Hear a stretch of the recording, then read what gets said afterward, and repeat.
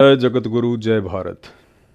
भाई और बहनों, आज वीडियो बनाने का ऐसा मेरा कोई मकसद तो नहीं था, लेकिन आज यूट्यूब पर मैंने एक न्यूज़ देखी और उसमें बताया गया कि मक्का मदीना में हज करने के लिए जो हाजी गए हुए थे, तकरीबन 1000 हाजियों की अकाल मृत्यु हो गई। कारण बताया जा रहा था कि तेज गर्मी थी, जिस वजह से उनकी मृत्यु हुई। लेकिन मुख्य कारण तेज गर्मी नहीं था। ये बात बहुत ही कम लोग जान पाएंगे, क्योंकि अध्यात्म का विषय है। 99% मुसलमानों को नहीं पता कि असल वजह क्या है, जिस वजह से अल्लाह का घर समझे जाने वाले काबा में 1000 मुस्लिम भाइयों की बहनों की अकाल मृत्यु हो गई। अगर काबा में भगवान है, अगर काबा में अल्लाह है, क्योंकि अल्लाह के लिए जाता है इंसान, मनोरंजन के लिए तो कोई जाएगा नहीं, फालतू में तो अपना पैसा समय बर्बाद कोई करेगा नहीं मक्का मदीना जाने के लिए। क्यों गए? अल्लाह के लिए गए। तो अल्लाह कहाँ चला गया था? क्या अल्लाह सो रहा था? क्या उस अल्लाह को इस बात का पता नहीं चला कि मेरे दर्शन के लिए, मेरी इबादत के लिए हजारों किलोमीटर से चलकर देश विदेश से लोग आ रहे हैं, मुसलमान आ रहे हैं? क्या वो अल्लाह इतना भी पावरफुल नहीं है? क्या उस अल्लाह के वश में इतना भी नहीं है कि वो अपने भक्तों की जान बचा सकता? अगर वो इतना भी नहीं कर सकता तो फिर काहे का अल्लाह है? या फिर वर्तमान का मुसलमान समाज जिस काबा में ये सोचकर जाता है कि वहां पर अल्लाह बैठा है, या फिर उन मुसलमानों की सोच ही गलत है। आज का वीडियो मेरा इसी टॉपिक पर है। सारी बातें आपको सबूतों के साथ में बताई जाएंगी। मेरा उसमें 1% भी रोल नहीं होगा। ये पुस्तक आप देख रहे हैं, जीवनी हज़रत मोहम्मद सल्लल्लाहु अलैहि वसल्लम, ये मैंने नहीं लिखी है, आप मुसलमान धर्म के मानने वालों ने लिखी है, और आप मुसलमान धर्म के मानने वालों से ही मैंने खरीदी है। जो बातें इस पुस्तक में हज़रत मोहम्मद जी के विषय में लिखी हुई है, सच्चाई, वो मैं आपके सामने पेश करने जा रहा हूं, और हकीकत आपके सामने रखूंगा कि वर्तमान का मुस्लिम समाज जो साधना इबादत कर रहा है, अल्लाह को खुश करने की जानकर, जन्नत में जाने की मानकर, उसके लिए वो चाहे किसी दरगाह पर जाएं, चाहे किसी मज़ार पर जाएं, चाहे वो मक्का मदीना जाएं, वर्तमान के मुसलमान समाज की जो इबादत है, जो भक्ति है, वो 2 कोडी की है। 2 कोडी की क्यों है? क्योंकि वो शास्त्रों के विरुद्ध है। मुसलमान धर्म की खुद की पुस्तकें, कुरान मजीद, कुरान शरीफ, तौरेत, जबूर, इंजल, इन सब के विपरीत है। इसलिए मुसलमान धर्म की वर्तमान की साधना 2 कोडी की है। कुछ भी हासिल नहीं होना सिवाय समय और पैसे की बर्बादी के। मुख्य वजह उन 1000 हाजियों के मरने की गर्मी नहीं, बल्कि उल्टी साधना है, शास्त्रों के विपरीत भक्ति साधना है। और ये सिलसिला चलता रहेगा, ये रुकेगा नहीं, क्योंकि जिसे आप अपना अल्लाह मानकर मक्का मदीना में जाते हैं कि वहां पर अल्लाह मिलेगा, अल्लाह के दीदार होंगे, अल्लाह के दर्शन होंगे, अल्लाह हमसे बड़ा प्रसन्न होगा। दरअसल उस मक्का में अल्लाह नहीं बल्कि शैतान बैठा है, क्योंकि अल्लाह कोई पशु नहीं है, अल्लाह कोई जानवर नहीं है जिसको वहां के मुल्ला मौलवियों ने उस मक्का मदीना में, उस काबा में बांध के रखा हुआ है। अल्लाह यानी भगवान, अल्लाह यानी परमात्मा, अल्लाह यानी गॉड, जिसने पूरी सृष्टि बनाई है, जिसने पूरी कायनात बनाई है, उसको किसी एक जगह मंदिर, मस्जिद, चर्च या गुरुद्वारे में बंद कर रहने की आवश्यकता नहीं है। उसकी शक्ति तो कण कण में व्याप्त है। और आज साक्षात वो अल्लाह, वो पैगंबर स्वयं भारतवर्ष की पावन धरती पर हरियाणा में प्रकट है, आया हुआ है। आज के वीडियो की शुरुआत उसी अल्लाहु अकबर परमपिता परमेश्वर जी के नाम से करते हैं, उनके जयकारे के साथ में करते हैं। अगर आप मुसलमान धर्म से संबंधित हैं, वीडियो को अंत तक जरूर देखना।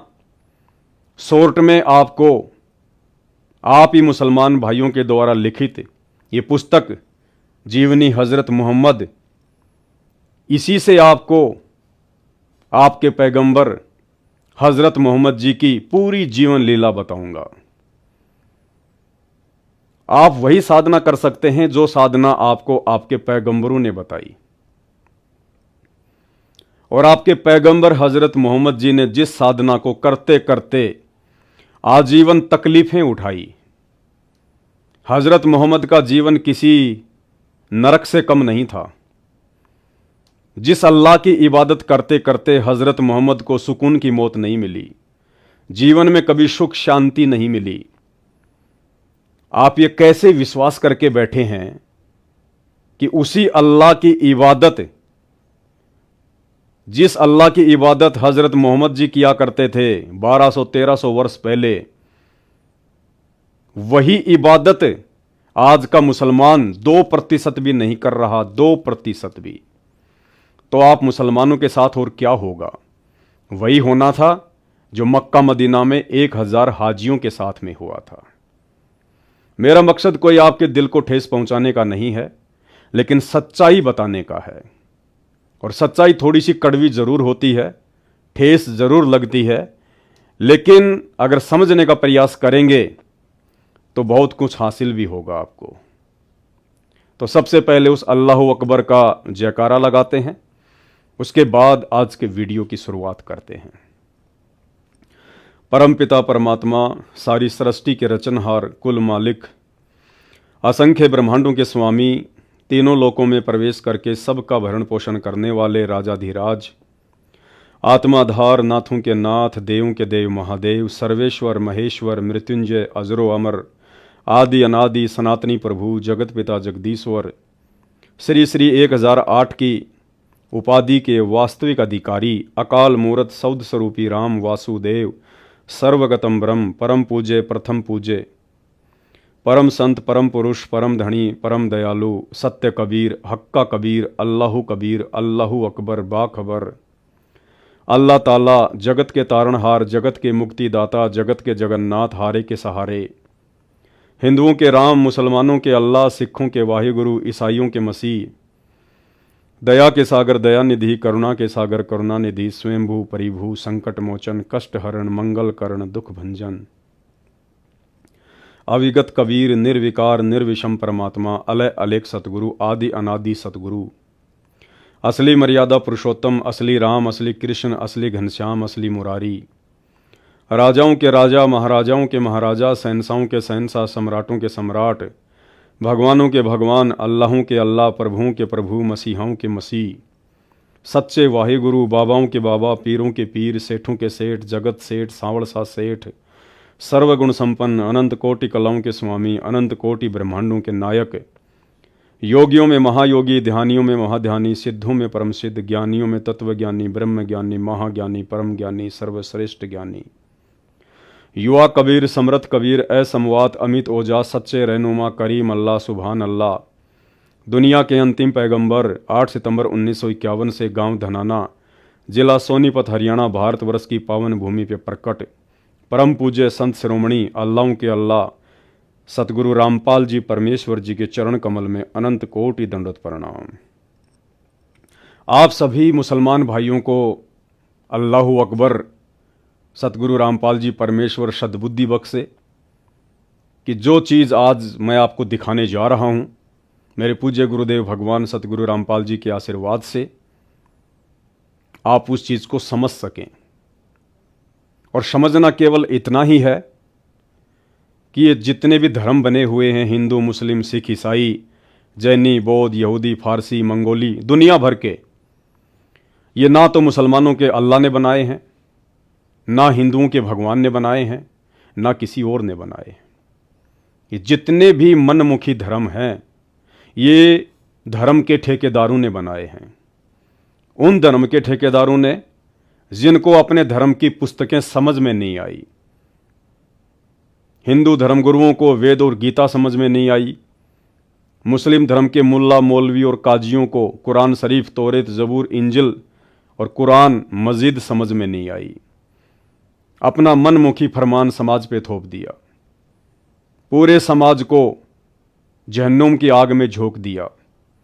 सब के सब शास्त्रों के विरुद्ध भक्ति साधना कर रहे हैं, और जैसा भी उनके भाग्य में, उनके प्रारब्ध में लिखा हुआ है, वैसा ही वो भोग रहे हैं। अन्यथा अल्लाह की शरण में आने के बाद, या अल्लाह का कोई पैगंबर हो, पूर्ण पैगंबर, उसकी शरण में आने के बाद यदि आप उसकी नियम और मर्यादाओं में रहकर उसकी इबादत करते हैं, भक्ति साधना करते हैं, तो अल्लाह तो इतना समर्थ है, वो अपने साधक की मृत्यु को भी टाल सकता है। लेकिन ऐसा ना हिंदू समाज में देखने को मिल रहा है, ना मुस्लिम समाज में देखने को मिल रहा है।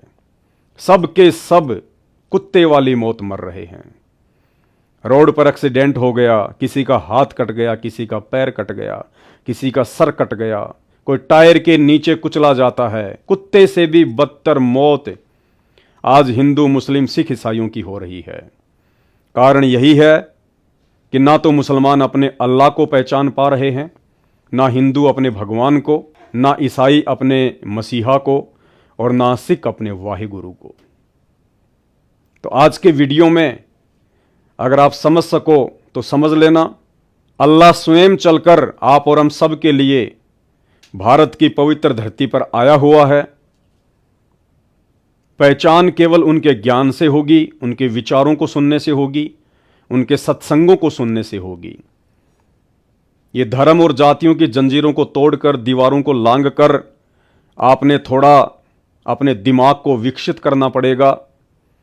आपने ये विचार करना पड़ेगा कि अल्लाह ने ना किसी मजहब को बनाया, ना किसी जाति को बनाया, हम लोगों ने ही बनाया, और हम लोग इन मजहब और जातियों की बेड़ियों में आज उलझ कर रह गए, अपने अपने धर्म को सर्वश्रेष्ठ बताने में लगे हुए हैं, जबकि सबकी दुर्गतियां हो रही हैं, सबकी दुर्गतियां। तो आज आप मुसलमान भाइयों को मैं हज़रत मोहम्मद की जीवनी से कुछ बातें बताऊंगा, और हज़रत मोहम्मद की जीवनी को देखकर, पढ़कर, सुनकर यदि आपने विचार नहीं किया तो फिर आप में और जानवर में कोई अंतर नहीं है।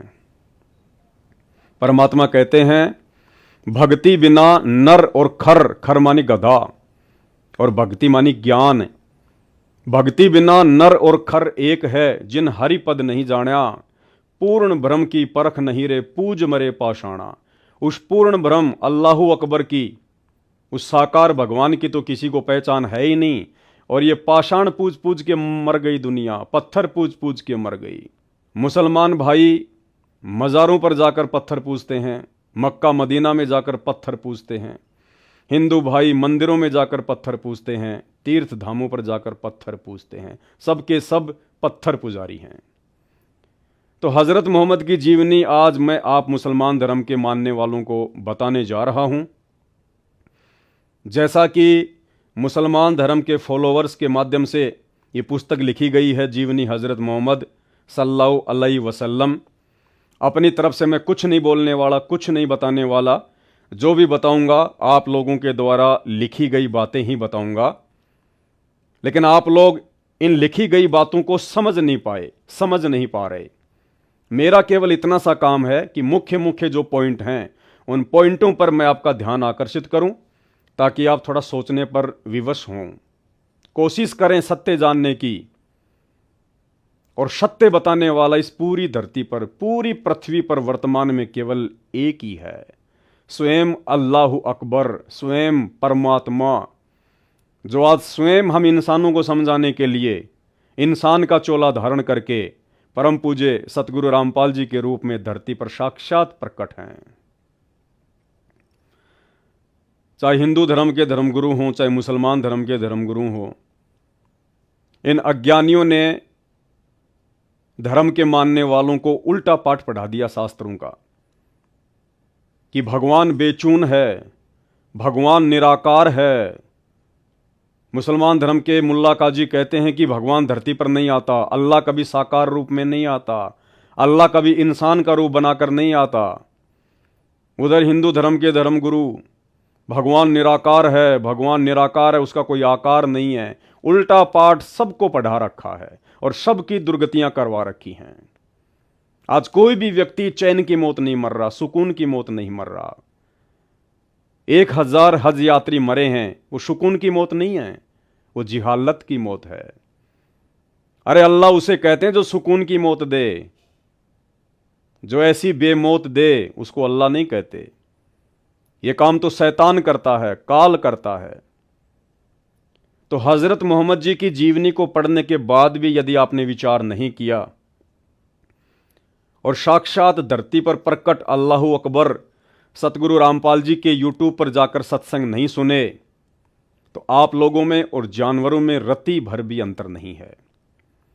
क्योंकि परमेश्वर ने जानवरों से भिन्न हमारे को ये मनुष्य शरीर दिया है। ये मनुष्य शरीर केवल इसीलिए दिया है कि हम किसी बात पर विचार कर सकते हैं, सोच सकते हैं, सलाह मशवरा कर सकते हैं।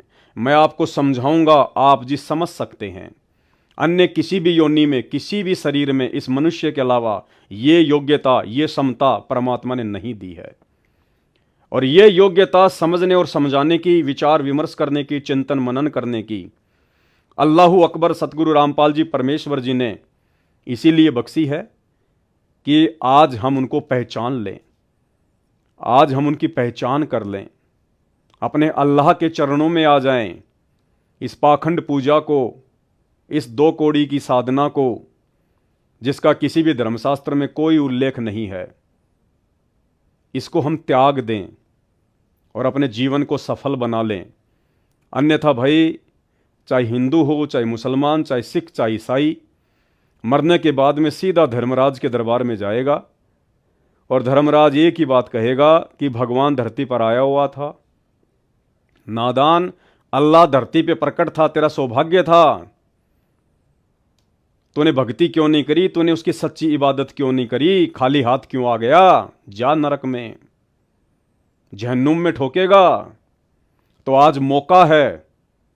मेरी बात पे यकीन नहीं है, कोई बड़ी बात नहीं है, लेकिन खुद अल्लाह अकबर की बात पे तो यकीन करो।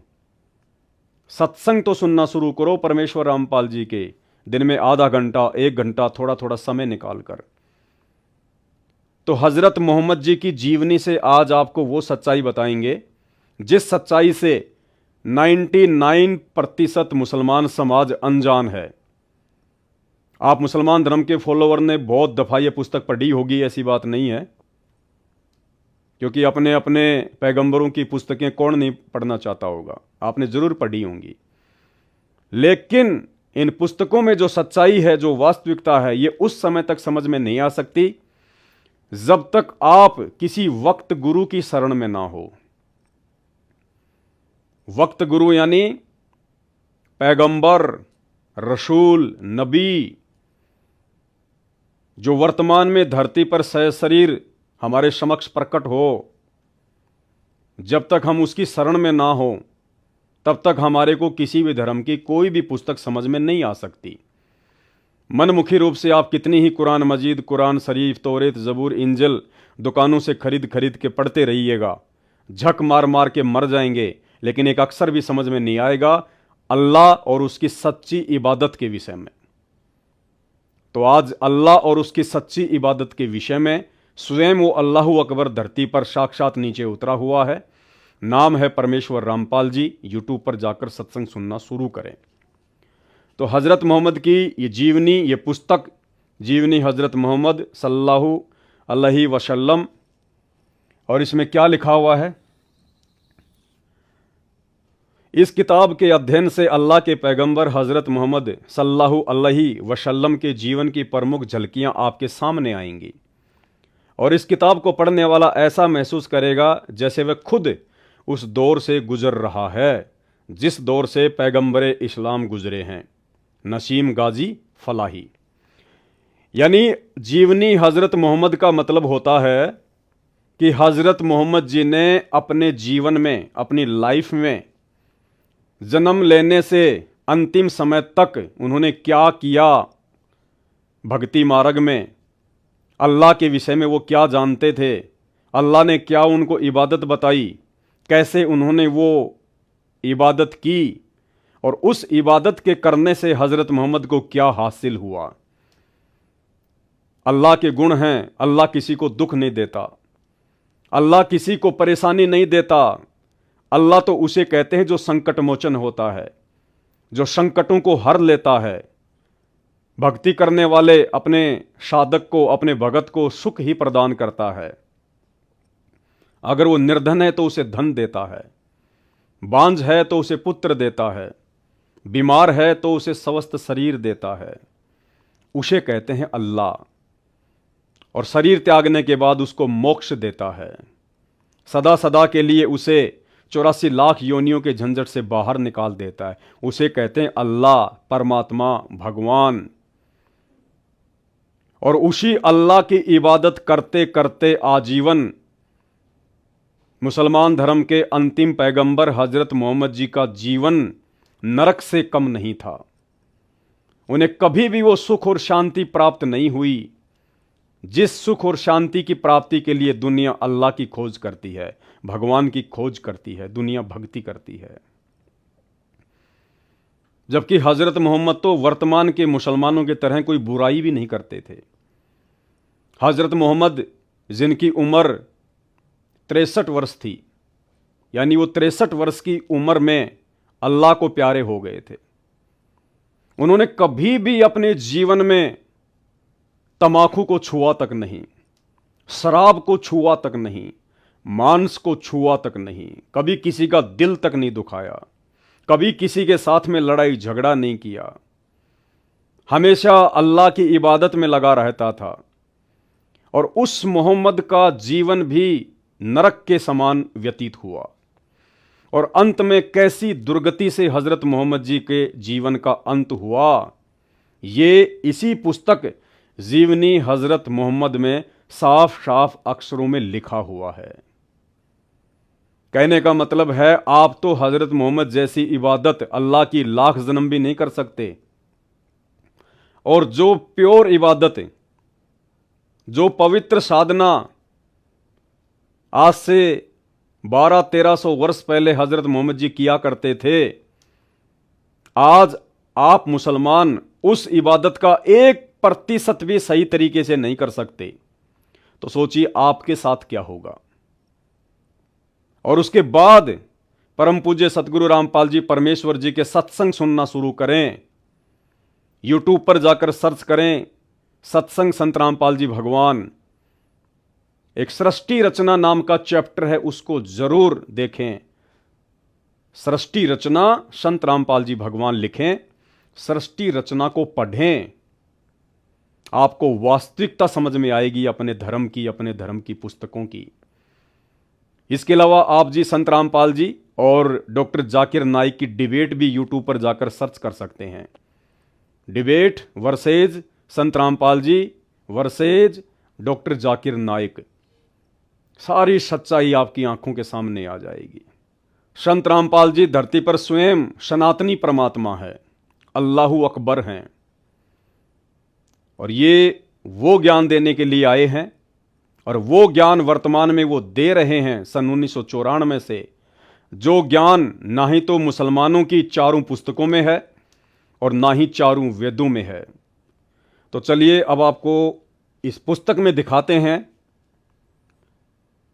कि ये जो काबा है, मक्का और मदीना है, जहां पर प्रतिवर्ष मुसलमान भाई हज करने के लिए जाते हैं, इसकी सच्चाई क्या है, वास्तविकता क्या है, वहां जाने से कोई फायदा है भी या नहीं।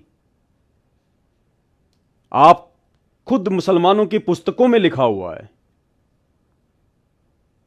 आप खुद अपनी आंखों से पढ़िएगा कि जो काबा था उसकी पूजा क्यों शुरू हुई, कैसे शुरू हुई, मक्का मदीना में क्या है, कुछ है भी या खाली वैसे ही लोग टाइम पास के लिए जा रहे हैं? आप ही की पुस्तकों में लिखा हुआ है, यह देखिएगा। फिर एक बात और थी जिसकी वजह से यह अकीदा और तेजी से फैला। कौन सा अकीदा? काबा में पूजा का अकीदा। काबा में जो पूजा होती है वो कैसे फैली? काबा में जो मूर्तियां हैं वो कहां से आई? अल्लाह ने ऊपर से लाके रखी या इंसानों ने खुद ही अपने हाथों से बना बना के रख दी? जैसे आजकल मंदिरों में मूर्तियां बना बना के रख देते हैं, इंसानी बनाने वाला, इंसानी उनको पूजने वाला। फिर एक बात और थी जिसकी वजह से यह अकीदा और तेजी से फैला। ज्वालामुखी पहाड़ फटते तो लावे की शक्ल में जो पत्थर निकलते, उनके बारे में धारणा थी कि ये टूटे हुए सितारे हैं। ये देखिए मूर्खता। पहाड़ों से जब ज्वालामुखी फटता था तो काबा में, मक्का मदीना में रहने वाले मुसलमान क्या सोचते थे कि ये आसमान से टूटने वाले तारे हैं, सितारे हैं, अल्लाह की तरफ से आ रहे हैं। मूर्खता। जो आकाश से धरती पर आ गए हैं, यहीं से वे पत्थर पवित्र समझे जाने लगे, क्योंकि कुछ जातियों के दिल में तारों की महिमा रच बस गई थी, इसलिए कि उनमें जगत सृष्टा की कुदरत का जलवा था, उनकी शक्ति और महानता की छाया थी। इसलिए जिन पत्थरों के बारे में उन्हें विश्वास होता कि ये सितारों से टूटे हैं, उनको बहुत बरकत वाला समझते और बड़ी इज्जत करते। फिर इज्जत का यह ख्याल और आगे बढ़ा और अब उनकी पूजा भी होने लगी। ज्वालामुखी के पत्थरों को अल्लाह के पत्थर समझकर, अल्लाह की नियामत समझकर, आसमान से टूटे हुए तारे समझकर शुरुआत में मुसलमान धर्म के फॉलोअर्स ने उन पत्थरों की पूजा शुरू कर दी। आगे देखिए, फिर एक कदम और आगे बढ़े। अब वे पत्थरों को खुद काटते छांटते अपनी पसंद की मूर्तियां बनाते, यानी पाखंड शुरू कर दिया। फिर लोगों ने पहले तो खाली ज्वालामुखी के जो पत्थर थे अच्छे अच्छे, उन्हीं को लाकर पूजते थे। उसके बाद में खुद उनको काटने छाटने लग गए, उनको बढ़िया बढ़िया शक्ल देने लग गए। अब वे पत्थरों को खुद काटते छांटते अपनी पसंद की मूर्तियां बनाते, जिस बुजुर्ग या देवता से चाहते उसका संबंध जोड़ देते। उस समय के मुसलमान मनमुखी रूप से किसी भी देवता का संबंध उन मूर्तियों से जोड़ देते कि ये फलाने देवता की मूर्ति है, ये फलाने देवता की मूर्ति है, मनमुखी। फिर उनको एक जगह स्थापित करके पूजना शुरू कर देते, प्रेम और श्रद्धा में उन पर भेंट चढ़ाते, जैसे मंदिर मस्जिदों में लोग श्रद्धा से भेंट चढ़ाते हैं। उन पत्थरों के ऊपर मुसलमान धर्म के वो अंध श्रद्धालु फिर भेंट चढ़ाने लग गए। कोई पैसा चढ़ाता, कोई सोना चांदी चढ़ाता, कोई खाना चढ़ाता। उनके नाम पर मन्नतें मांगते, उनके नाम पर मन्नतें मांगते।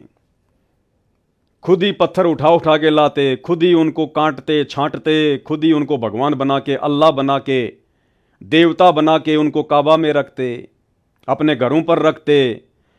फिर उनसे मन्नतें मांगते कि मुझे बेटा देना, मेरा ये काम ठीक हो जाए।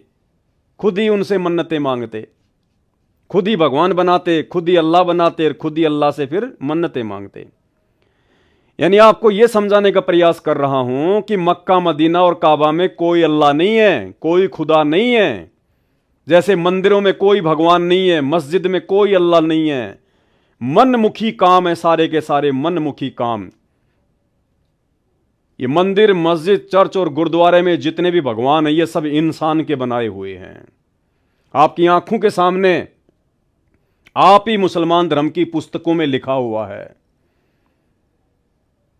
और 1000 यात्री जो मरे हैं काबा में, मक्का मदीना में जो हज करने गए थे, वो अपनी खुद की मनमुखी घटिया साधना के चलते मरे हैं। अल्लाह ने कभी नहीं कहा तुम्हें कि काबा में आओ, मक्का में आओ, मदीना में आओ। मनमुखी अगर ये किताबें पढ़ लेते अपने धर्म की, इनको समझ लेते, तो वहां जाने की आवश्यकता ही नहीं पड़ती, और वहां नहीं जाते तो ऐसी दुर्गति से मौत नहीं होती। तो खुद मनमुखी साधना कर रहे हो, खुद ही अपनी मौत को न्योता दे रहे हो। उनका ख्याल था कि इस तरह वे देवता अल्लाह के यहां सिफारिश करेंगे।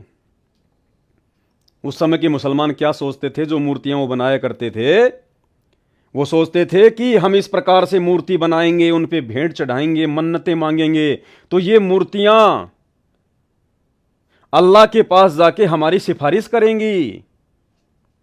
मूर्तियों को उन्होंने अपना एजेंट बना लिया, माध्यम बना लिया। उन मूर्तियों को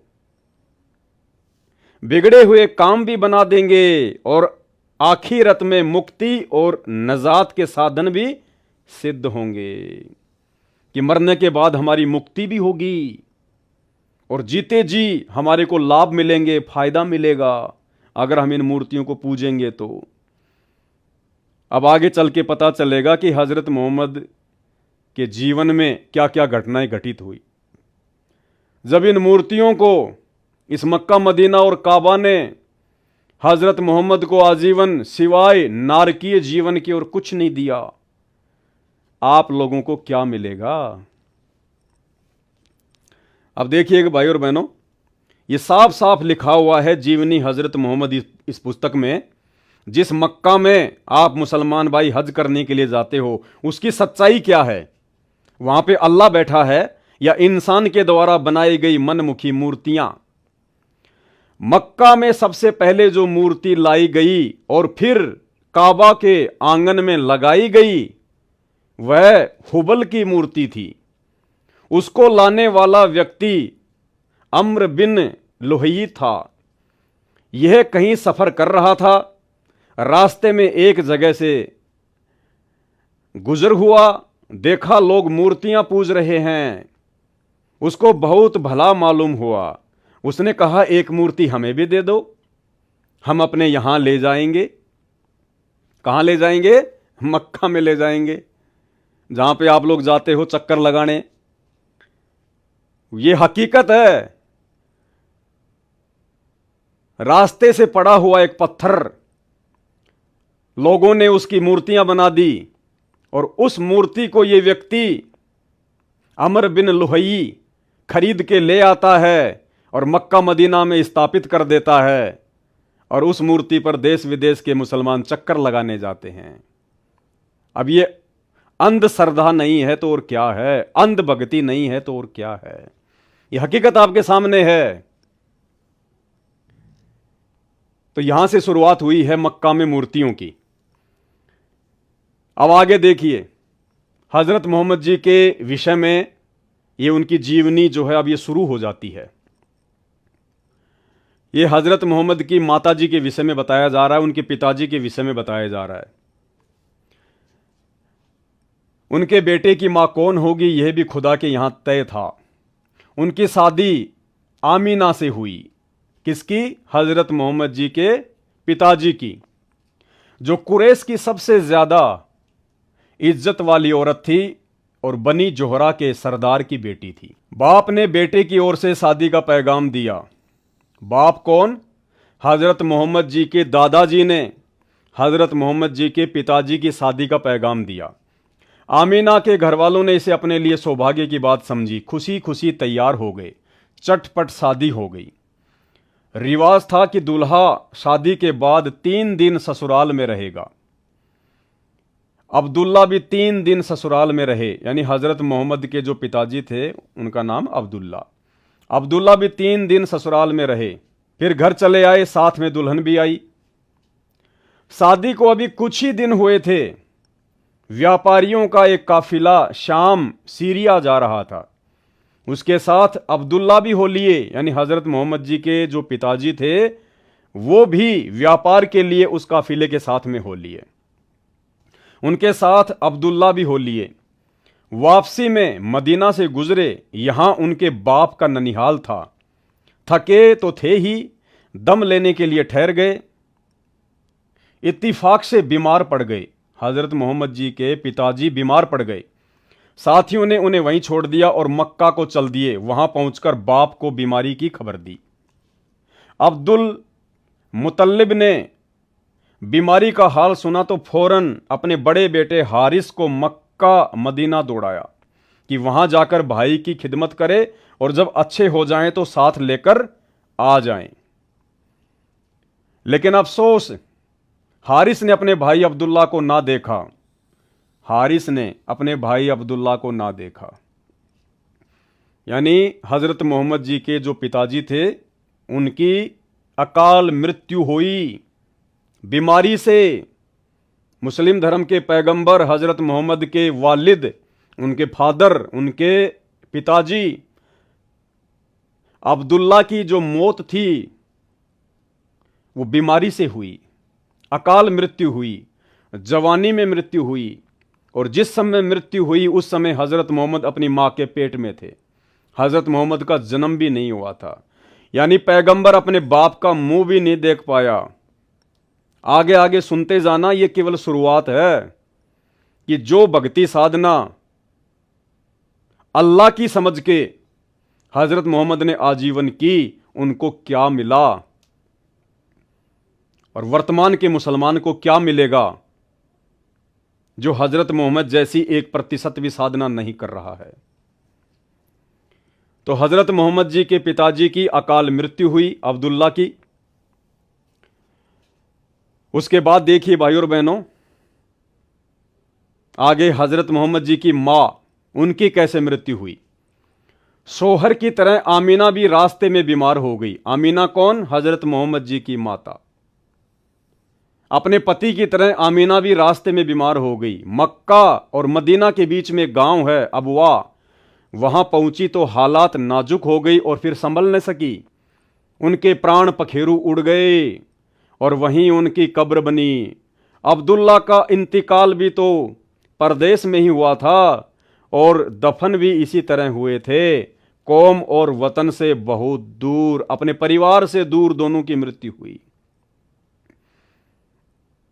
आप यतीम थे। आप कौन? हजरत मोहम्मद। लेखक लिख रहा है कि आप यतीम थे। जन्म लेने से पहले हजरत मोहम्मद जी के पिताजी का इंतकाल हो गया और जन्म लेने के बाद उनकी माताजी का इंतकाल हो गया। यानी बचपन से ही हजरत मोहम्मद जी को, मुसलमान धर्म के पैगंबर को, यतीमी का जीवन जीना पड़ा। यतीमी का जीवन आप समझने का प्रयास करना। जब हजरत मोहम्मद के साथ ऐसा हुआ तो आपके साथ क्या होगा, क्या मिलेगा आपको वर्तमान में, आप जो भक्ति साधना जो कर रहे हैं उससे। केवल वर्तमान में वो सच्ची साधना अल्लाहू अकबर की, स्वयं वो अल्लाहू अकबर संत रामपाल जी स्वयं धरती पर लेके आए हुए हैं। मेरा ये वीडियो बनाने का मकसद केवल इतना ही है, आपको अपने धर्म की सच्चाई बता दूं और यदि अपना भला चाहते हैं तो वर्तमान में उस वास्तविक अल्लाह सतगुरु रामपाल जी परमेश्वर जी की पहचान कर सकें, उनके सत्संग सुनकर। दूसरा तरीका नहीं है। तुम सोचो कि संत रामपाल जी यदि अल्लाह हैं तो कोई चमत्कार क्यों नहीं कर देते, दिन को रात, रात को दिन क्यों नहीं कर देते, दुनिया में ऐसी ऐसी घटनाएं हो रही हैं उनको रोक क्यों नहीं देते, ट्रेन एक्सीडेंट होती है पहले वो बता क्यों नहीं देते। ये सारी बातें उनके सत्संग सुनोगे तब समझ में आएंगी कि वो क्या कर सकते हैं, क्या नहीं कर सकते हैं। आप यतीम थे, बाप के साये से महरूम थे। अभी इस यतीमी का एहसास ही हुआ था कि मां भी चल बसी। बाप की कब्र देखी ही थी कि मां की कब्र भी तैयार हो गई। अब आप अकेले रह गए, मां साथ थी तब भी आपको यतीमी का दुख था। भला दिल पर क्या बीती होगी। जबकि यह सारा भी टूट गया, गम पर गम, एक से बढ़कर दूसरा। अब आगे देखिए, हजरत मोहम्मद जी की माताजी भी गुजर गई, उनके पिताजी भी गुजर गए। बड़ी मुश्किल से उनके दादाजी ने, अब्दुल मुतल्लिब ने उनको पाला। और दादा का साया भी ज्यादा दिन तक नहीं रहा। क्या कह रहे हैं? लेकिन अफसोस, अब्दुल मुतल्लब भी ज्यादा दिन न ठहरे, यानी हजरत मोहम्मद के दादाजी भी ज्यादा दिन ना ठहरे। मोहम्मद अभी 8 साल के हुए थे कि दादा भी चल बसे। यतीमी का जीवन, घोर यतीमी का जीवन। आपके पैगंबर की यह दशा उनके बचपन में, और जो साधना उस पैगंबर ने की अंतिम श्वास तक, उस साधना से उनको क्या मिला? अभी तो उनका जीवन चल रहा है। आगे उनकी जवानी के बारे में बताएंगे, फिर उनकी मृत्यु के बारे में बताएंगे। आप दंग रह जाएंगे कि जिस अल्लाह की इबादत करते करते हजरत मोहम्मद के साथ ऐसा हुआ, तो वर्तमान के मुसलमानों के साथ तो क्या नहीं होगा। मौका है, स्वयं अल्लाह अकबर धरती पर आया हुआ है, सत्संग सुन के विचार कर लेना। दादा भी चल बसे। दादा की मौत पर उनको बड़ा दुख हुआ, वैसा ही दुख जैसा इससे पहले मां बाप की मौत पर हुआ। आगे चलिए भाई और बहनों, इस तरह यह मुबारक काम पूरा हुआ और कुरैश की सबसे बाइज्जत औरत कुरैश के आमीन के घर आ गई। उस समय आपकी उम्र 25 साल 2 महीने 10 दिन की थी और बीवी खदीजा 40 साल की थी। हजरत मोहम्मद के वालिद मर गए, उनकी माताजी मर गई, बाद में उनके दादाजी ने पाला, वो भी मर गए। उसके बाद हजरत मोहम्मद जी के चाचा जी ने उनको पाला। और जब हजरत मोहम्मद जी 25 वर्ष के हुए तो हजरत मोहम्मद की शादी एक खदीजा नाम की औरत से हुई। और वो खदीजा कौन थी? वो 2 बार की पहले बेवा थी, 2 बार वो विधवा हो चुकी थी पहले। और उसकी उम्र कितनी थी? 40 साल। हजरत मोहम्मद की पहली पत्नी खदीजा की उम्र 40 साल और हजरत मोहम्मद की उम्र 25 साल। आगे चलिए भाई और बहनों, इस खदीजा से हजरत मोहम्मद जी को काफी संतानें हुई, बेटे हुए, बेटियां हुई, लेकिन वो भी ज्यादा दिन तक जिंदे ना रह सके। अल्लाह के नबी के साथ ऐसा हुआ, लेकिन अल्लाह ने कोई मदद नहीं करी, क्योंकि हजरत मोहम्मद जिसे अपना अल्लाह समझ के इबादत कर रहा था वो अल्लाह नहीं था, वो शैतान था। शैतान हिंदू धर्म में जिसको काल कहते हैं। और यह बात आपको उस समय समझ में आएगी जब आप यूट्यूब पर जाकर सर्च करेंगे सृष्टि रचना संत रामपाल जी भगवान। ये काल कौन है, ये शैतान कौन है, ये क्यों अपने द्वारा भेजे गए पैगंबर और अवतारों के साथ भी ऐसा मजाक करता है। हजरत मोहम्मद को संतानें प्राप्त हुई खदीजा से, और उसके बाद क्या हुआ? लेकिन ये मुबारक घड़ियां और खुशी के दिन जल्द ही खत्म हो गए। आपके सब बेटे एक एक करके अल्लाह को प्यारे हो गए। अरे बाप की आंखों के सामने बेटे मर जाएं तो उस बाप के दिल पे क्या गुजरती होगी। और हजरत मोहम्मद के जितने भी बेटे थे हजरत मोहम्मद जी की आंखों के सामने मर गए, युवा अवस्था में मर गए। क्या बीती होगी आपके पैगंबर के ऊपर। क्या अल्लाह इतना निर्दयी होता है जो अपने पैगंबर के परिवार की भी सार संभाल नहीं कर सकता, जो अपने पैगंबर को सुख सुविधा नहीं दे सकता, जो अपने एक पैगंबर का ख्याल नहीं रख सकता, वो अल्लाह फिर वर्तमान के मुसलमानों का क्या ख्याल रखेगा। तो हजरत मोहम्मद के पुत्र उनकी आंखों के सामने अकाल मौत मरे।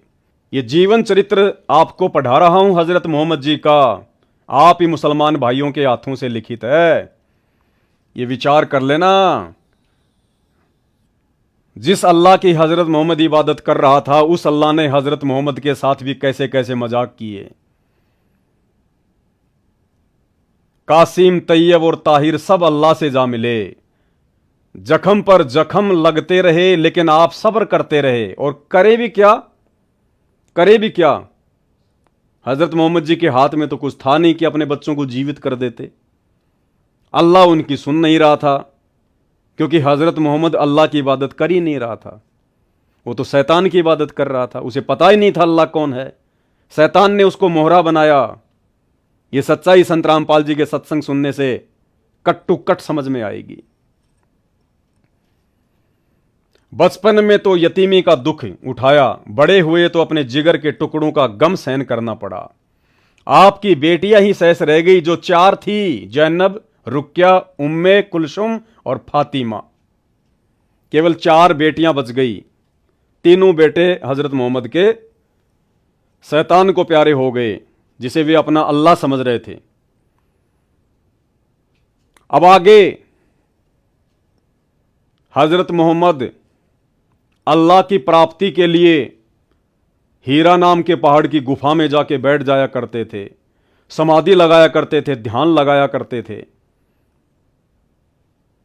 और आप मुसलमान ये कहते हैं ना कि हजरत मोहम्मद जी के ऊपर आयतें नाजिर हुई, अल्लाह ने हजरत मोहम्मद के ऊपर आयतें उतारी। वो अल्लाह हजरत मोहम्मद जी को मिला, अल्लाह ने ये कुरान शरीफ का ज्ञान दिया, बिल्कुल दिया, लेकिन वो अल्लाह नहीं था, वो शैतान था, वो काल था। अरे भगवान अगर किसी को मिलता है तो कितना सुख देता है। भगवान, परमात्मा, अल्लाह, इस नाम को लेने से ही कितना सुकून मिलता है। और अगर वो अल्लाह खुद अगर अपने पैगंबर के सामने आ जाए, या आज आप लोगों के सामने आ जाए, तो आप लोगों का कैसा रिएक्शन होगा? आप डरेंगे? आपके उस अल्लाह को देखते ही पसीने आ जाएंगे? या फिर आप खुशी से झूम उठेंगे?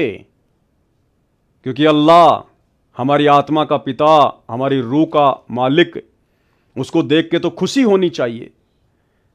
लेकिन हजरत मोहम्मद की क्या हालत हो गई, जिसे वो अल्लाह समझ रहा था, जब वो अल्लाह उसके पास आया कुरान शरीफ का ज्ञान देने के लिए, आयतें उतारने के लिए, हजरत मोहम्मद की क्या हालत हुई। देखिएगा, जब ख्वाब सुबह की तरह रोशन हो जाता और सत्य सिद्ध होता, इस प्रकार अज्ञात बातें मालूम हो जाती, तो आप सलल बहुत फिक्रमंद होते, मन में तरह तरह के विचार गूंजने लगते, आपको अपने बारे में शक होने लगता, कहीं मैं मानसिक रोगी तो नहीं। ये देखिएगा, अल्लाह की इबादत करने वाले हजरत मोहम्मद जी कभी कभी ये सोचते थे कि मैं मानसिक रोगी तो नहीं हूं, मेरे साथ में ऐसा क्यों हो रहा है।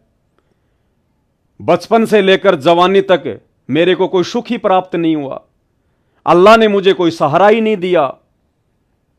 बचपन में मेरे माता पिता मर गए, दादाजी ने पाल पोस के बड़ा किया, वो भी मर गया। शादी हुई तो 40 साल की औरत से हुई, उससे मेरे को 7 संतानें प्राप्त हुई, 3 बेटे अल्लाह को प्यारे हो गए। तो हजरत मोहम्मद जी की स्थिति मानसिक रोगी जैसी हो गई, मानसिक रोगी जैसी। तो क्या सोचने लगे हजरत मोहम्मद जी? आपको अपने बारे में शक होने लगता, कहीं मैं मानसिक रोगी तो नहीं, कहीं मुझ पर भूत प्रेतों का कोई असर तो नहीं। आपने अपनी बीवी खदीजा को सारा हाल सुनाया, दिल पर जो बीत रही थी वह भी बताया, यानी महादुखी थे हजरत मोहम्मद जी, महादुखी। अरे जिस व्यक्ति का एक बच्चा हो और एक बच्चा यदि उसका मर जाए तो उस व्यक्ति की क्या हालत होगी। हजरत मोहम्मद के 3 बेटे, तीनों ही बेटे अकाल मौत मर गए, अपने बाप के सामने मर गए। तो मानसिक रोगी होना तो जाहिर सी बात थी। खदीजा ने सारी बातें ध्यान से सुनी, फिर आपको ढांढस बंधाई, हिम्मत दी और बोली, मेरे जीवन साथी आप फिक्र ना करें, आप जैसे सज्जन पर शैतान कैसे काबू पा सकता है। यानी हजरत मोहम्मद ने अपनी पत्नी खदीजा को कहा कि मेरे ऊपर कहीं भूत प्रेतों का साया तो नहीं है। बिल्कुल सही सोच रहे थे वो, क्योंकि शैतान का साया था। शैतान उसको अपने पैगंबर के रूप में धरती पर स्थापित करना चाहता था और उसने वही किया। स्वयं हजरत मोहम्मद जी इस बात को स्वीकार कर रहे हैं। लेकिन उसकी बीवी ने, खदीजा ने उसको हिम्मत दी और कहा कि आप जैसे भले आदमी के ऊपर शैतान का साया कैसे हो सकता है। आगे देखिए, इस तरह रमजान के कुछ दिन बीत गए। एक दिन आप सल्लल्लाहु यानी हजरत मोहम्मद गुफा में आराम कर रहे थे, हीरा की गुफा में। सुबह का सुहाना समय था। अचानक एक फरिश्ता दिखाई दिया, बहुत ही खूबसूरत और हसीन फरिश्ता। हाथ में हसीन रेशम का एक टुकड़ा भी था। और वो फरिश्ता क्या बोला हजरत मोहम्मद से? पढ़ो। अब हजरत मोहम्मद तो अनपढ़ था, उसको अक्षर ज्ञान नहीं था, लेकिन फरिश्ता बोला इसको पढ़ो। आप सल्लल्लाहु यानी हजरत मोहम्मद घबरा गए। फरिश्ता यानी देवता, मुसलमान धर्म में फरिश्ता बोलते हैं, हिंदू देवता बोल देते हैं। और यह वही फरिश्ता है जिसने हजरत मोहम्मद के ऊपर कुरान शरीफ की आयतें नाजिर की। और उस फरिश्ते को देखकर हजरत मोहम्मद का क्या रिएक्शन है, देखिएगा आपके नबी का रिएक्शन। आप सल्लल्लाहु घबरा गए, फरमाया मुझे पढ़ना नहीं आता। अरे फरिश्ते को देखकर कोई घबराता है क्या? अल्लाह के भेजे गए दूत को देखकर कोई घबराता है क्या? लेकिन हजरत मोहम्मद जी घबरा गए। आप सल्लल्लाहु को ऐसा महसूस हुआ जैसे वह शरीर को भींच रहा है। फिर छोड़ दिया और कहा पढ़ो। उस फरिश्ते ने हजरत मोहम्मद के शरीर को दबाया और कहा इसको पढ़ो। अल्लाह ऐसा करता है क्या? अल्लाह अपने चाहने वालों के साथ ऐसा करता है? ऐसा तो शैतान करता है, जो कर रहा था। हजरत मोहम्मद ने फिर फरमाया मुझे पढ़ना नहीं आता भाई, मुझे पढ़ना नहीं आता। फिर आप हजरत मोहम्मद को महसूस हुआ जैसे वह शरीर को भींच रहा है। फिर छोड़ दिया और कहा पढ़ो। ऐसा 2-3 बार किया, दबा दबा के कह रहा पढ़ पढ़। आप सल्लल्लाहु को अंदेशा हुआ कि वह फिर शरीर को भींचेगा और इस बार और जोर से भींचेगा। डर गए हजरत मोहम्मद जी। 2-3 बार तो भींच दिया था, सोचा अब की बार ये और जोर से भींचेगा, कहीं मर ना जाऊं। जैसे उसी शैतान ने महाभारत के मैदान में जब अर्जुन ने युद्ध करने से मना कर दिया, तो वो शैतान श्री कृष्ण जी के शरीर में प्रवेश करके और उसने अपना विराट रूप दिखाया, अपना वो शैतान वाला रूप दिखाया, वो काल रूप दिखाया। और अर्जुन डर गया, भयभीत हो गया कि अगर मैंने युद्ध नहीं किया तो मैं मर जाऊंगा। और कहा कि भगवान आप अपना ये विराट रूप समेट लीजिए, मेरे से देखा नहीं जा रहा। हिंदू धर्म में उसको काल कहते हैं, मुसलमान धर्म में उसको शैतान कहते हैं, वो एक ही है। फिर आप सल्लल्लाहु को महसूस हुआ जैसे वह शरीर को भींच रहा है। फिर छोड़ दिया और कहा पढ़ो। आप सल्लल्लाहु को अंदेशा हुआ वह फिर शरीर और भींचेगा और इस बार और जोर से भींचेगा। तो हजरत मोहम्मद ने डरते हुए कहा क्या पढ़ूं, क्या पढ़ना है? बोला पढ़ो अपने रब के नाम से जिसने पैदा किया इंसान को खून की फुटकी से। पढ़ो तुम्हारा मेहरबान रब ही है जिसने कलम से सिखाया इंसान को, वह कुछ सिखाया जो उसे मालूम न था। फरिश्ते के बताने पर आप हजरत मोहम्मद ने पढ़ा, पढ़ते ही याद हो गया, चित्त पर अंकित हो गया। यानी उस शैतान की शक्ति से, उस फरिश्ते की शक्ति से, उस अनपढ़ हजरत मोहम्मद जी के दिल में, उनके अंतःकरण में जो वो पढ़ाना चाह रहा था वो अंकित हो गया। फिर फरिश्ता चला गया। आप सल्लल्लाहु यानी हजरत मोहम्मद उठ खड़े हुए और क्या हुआ? भय से दिल बैठा जा रहा था। अरे मुसलमान भाइयों विचार कर लेना, नहीं तो हजरत मोहम्मद से भी बुरी बनेगी आने वाले समय में जो भक्ति साधना तुम कर रहे हो। अल्लाह या अल्लाह का फरिश्ता अगर किसी से मिलने आएगा तो यह हालत होती है क्या इंसान की? घबरा गया, पसीना पसीना हो गया, डर के मारे बेचैन हो गया। अरे भगवान तो खुशी देता है, भगवान को देख के तो प्रसन्नता होती है, दिल झूम उठता है, दिल गार्डन गार्डन हो जाता है। और जिसे तुम अल्लाह कहते हो वो अल्लाह जब तुम्हारे हजरत मोहम्मद को मिला तो तुम्हारे पैगंबर का ये हाल हो उठा, तो तुम्हारा क्या होगा अगर आ गया तो? भय यानी डर से दिल बैठा जा रहा था, घबराहट से चेहरा उतरा हुआ था। यह हालत बताई जा रही है हजरत मोहम्मद की। आप मुसलमान धर्म भाइयों की पुस्तक में लिखा हुआ है, घबराहट से चेहरा उतरा हुआ था।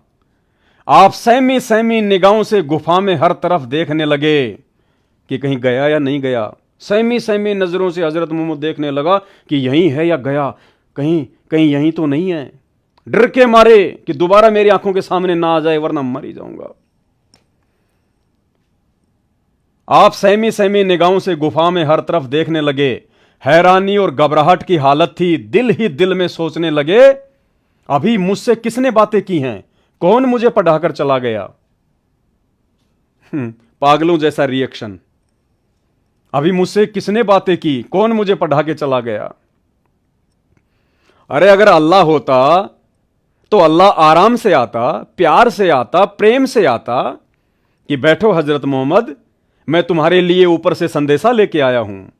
यह संदेशा तुम सभी मुसलमानों को बताना, सबका आत्म कल्याण होगा।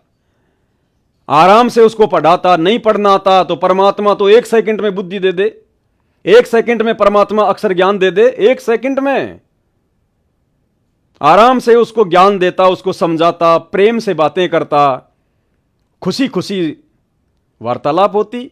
लेकिन यहां देखो क्या हाल हो गया हजरत मोहम्मद का। फिर तेजी से गुफा से बाहर आए, डर के मारे तेजी से गुफा से बाहर आए। अब आप हजरत मोहम्मद पहाड़ की घाटियों से गुजरने लगे। पूरा शरीर थर थर कांप रहा था। यह हालत होती है क्या जब अल्लाह मिलता है तो?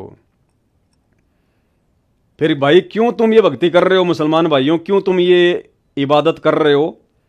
आज जो भी मुसलमान भाई इबादत कर रहा है, भक्ति कर रहा है, मक्का मदीना मज़ारों पे, दरगाहों पे जहां भी जा रहा है, अरे यही तो सोच के जा रहा है कि मरने के बाद मैं अल्लाह के पास जाऊंगा, मुझे अल्लाह मिलेगा। तो क्या करोगे आप उस अल्लाह से मिलके, जिस अल्लाह के मिलने के बाद आपके नबी की यह हालत हो गई, पसीना पसीना हो गया, थर थर कांपने लगा? तो ऐसे अल्लाह को देख के आपका कलेजा नहीं फट जाएगा क्या?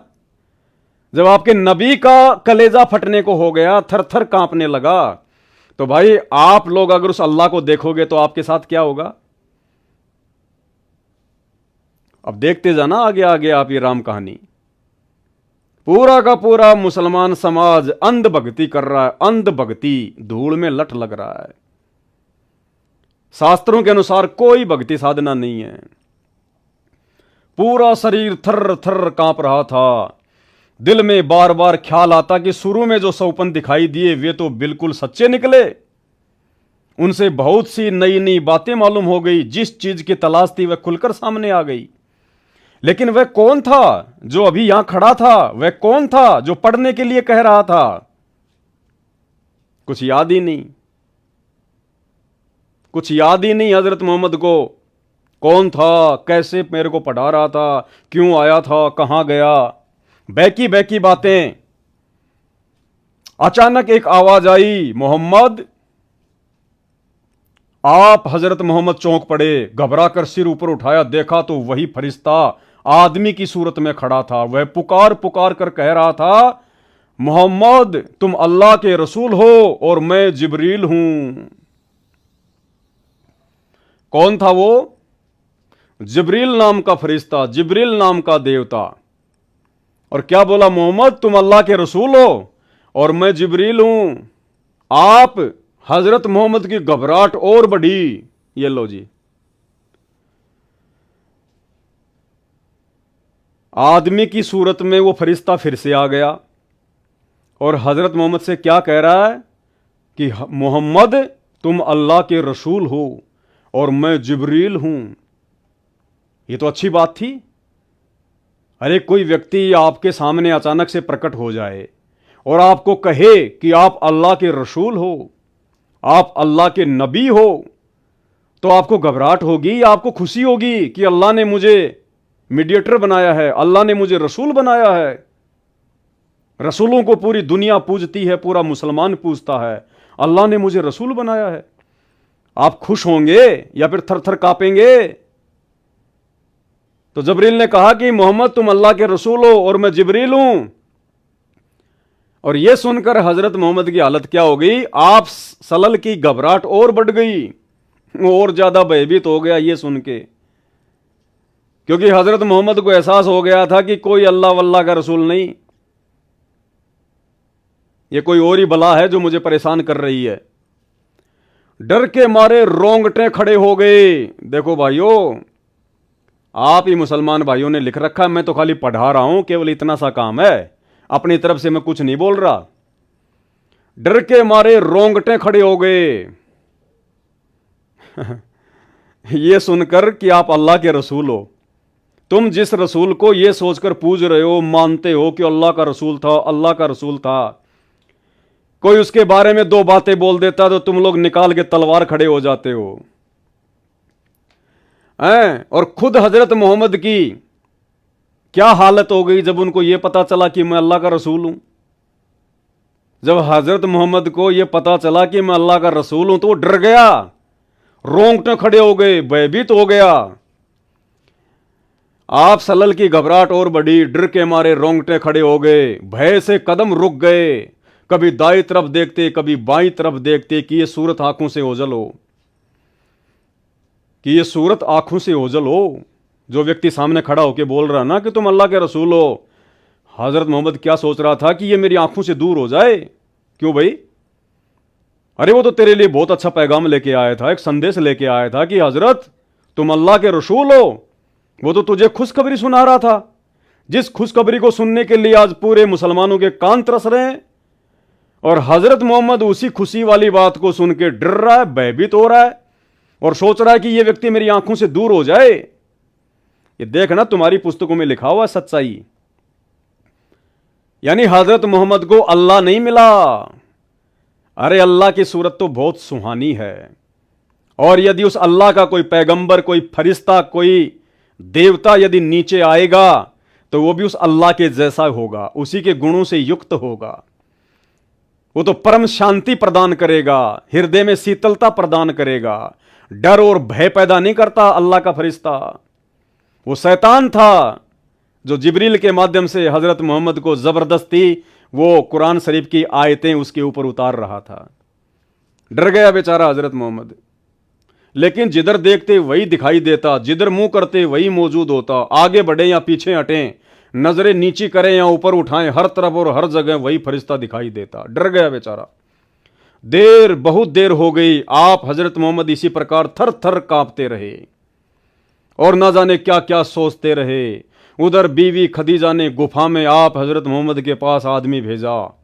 आप हजरत मोहम्मद वहां ना मिले, रिश्तेदारों के यहां दिखवाया, वहां भी ना थे, यहां वहां आदमी दौड़ाया, लेकिन न मिलना था न मिले। फरिश्ता चला गया। आप हजरत मोहम्मद खदीजा के पास आए, भय से कांपते हुए और पसीने में नहाए हुए। बेचारे की धड़कन बंद नहीं हुई हजरत मोहम्मद की जब तक अपने घर पर नहीं आ गया। थर थर कांप रहा, रोंगटे खड़े हो रहे, पसीना टपक रहा। ये अल्लाह के दर्शनों से ऐसा होता है क्या? अरे कौन देखना चाहेगा उस अल्लाह की शकल? कौन देखना चाहेगा उस अल्लाह के फरिश्तों की शकल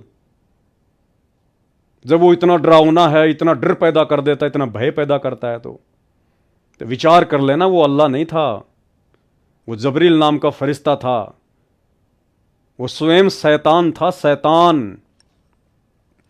अल्लाह तो मिले थे हजरत मोहम्मद को, साक्षात आके मिले थे।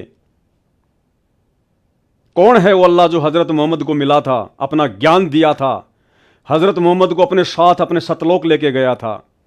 लेकिन हजरत मोहम्मद अपनी नादानी से वहां नहीं रहा। उसने अल्लाह को ठुकरा दिया और शैतान की इबादत में लगा रहा और पूरे मुसलमान को शैतान की इबादत पे लगा दिया। ये पूरी जानकारी आपको संत रामपाल जी के सत्संगों में सुनने को मिलेगी। यूट्यूब पर जाकर सर्च करें सृष्टि रचना संत रामपाल जी भगवान। फरिश्ता चला गया, आप सलल खदीजा के पास आए, भय से कांपते हुए और पसीने में नहाए हुए आते ही फरमाया, क्या बोले? मुझे कुछ उड़ा दो, कुछ उड़ा दो। तुरंत बीवी खदीजा ने चादर उड़ा दी। आप हजरत मोहम्मद की यह हालत देखकर वो बहुत घबराई। दिल में तरह तरह के अंदेशे उमड़ने लगे। क्या आपकी तबीयत खराब हो गई? क्या आपको जाड़ा बुखार आ गया है? क्या कोई मुसीबत आन पड़ी है? जब मन कुछ शांत हुआ, भय कुछ दूर हुआ, शरीर की कपकपी में कमी हुई, तो बीवी खदीजा ने पूछा, आप थे कहां और आपको हुआ क्या?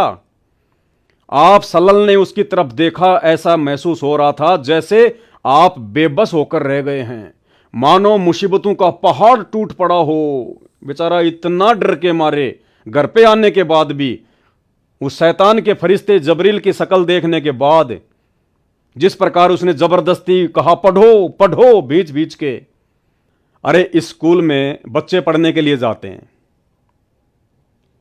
अब बच्चे स्कूल जाते ही तो सारा ज्ञान सीख नहीं जाते। तो जिस दिन बच्चे स्कूल जाते हैं, जिस दिन उनको कुछ भी ज्ञान नहीं होता है, तो क्या टीचर बच्चों को भींच भींच के कहता है कि पढ़ पढ़, सामने बोर्ड पे क्या लिखा हुआ, पढ़ सामने बोर्ड पे क्या लिखा हुआ है। तो बच्चे की हालत क्या हो जाएगी? जो पहले दिन स्कूल गया, जिसको ना ए फॉर एप्पल का पता, ना आ से आम का पता, और वो टीचर उसको भींच भींच के कहेगी पढ़ पढ़, सामने क्या लिखा हुआ। कहां से पढ़ेगा बेचारा? डरेगा, रोंगटे खड़े होंगे उसके, कांपेगा बेचारा, दूसरे दिन स्कूल नहीं आएगा, घर पे उसके जाड़ा चढ़ जाएगा जाते ही। वो हाल हजरत मोहम्मद जी का हो गया। अगर वो अल्लाह था, परमात्मा था, खुदा था, तो खुदा में तो इतनी शक्ति होती है, वो तो अनपढ़ को भी ज्ञान दे देता है सेकंडों में, और कह देता कि मोहम्मद पढ़ ये कुरान, इसको याद कर और मुसलमानों को बता। लेकिन वो शैतान था भाई, भीच भीच के पढ़ा रहा, भीच भीच के पढ़ा रहा कि पढ़ पढ़,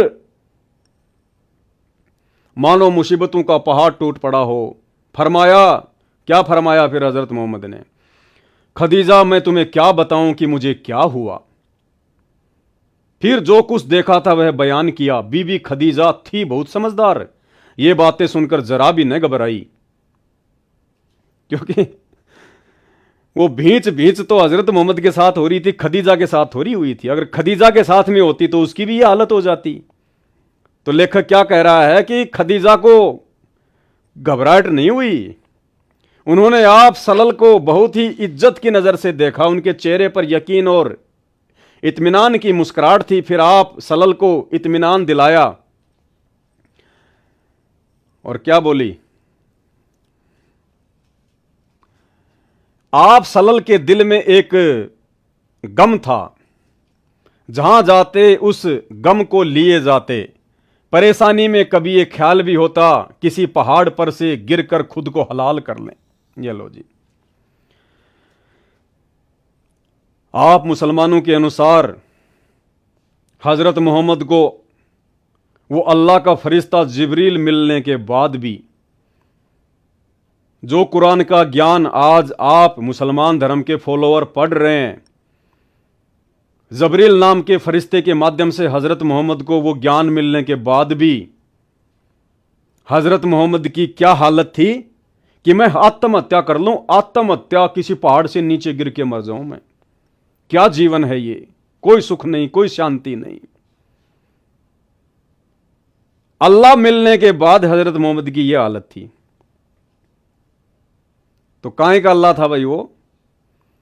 अरे अल्लाह आज मुझे मिला है, मेरे जैसे लाखों भक्तों को मिला है, संत रामपाल जी के रूप में अल्लाह मिला है।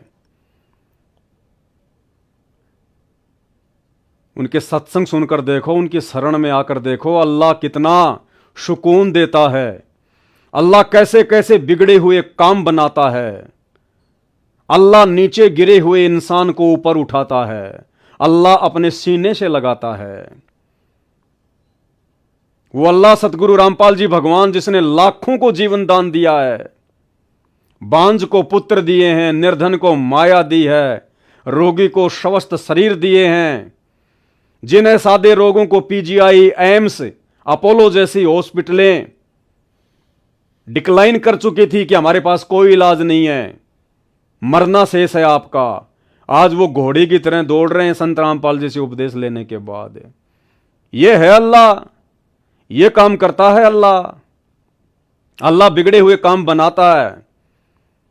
अल्लाह आत्महत्या करने की सोचने वालों को नया जीवन देता है।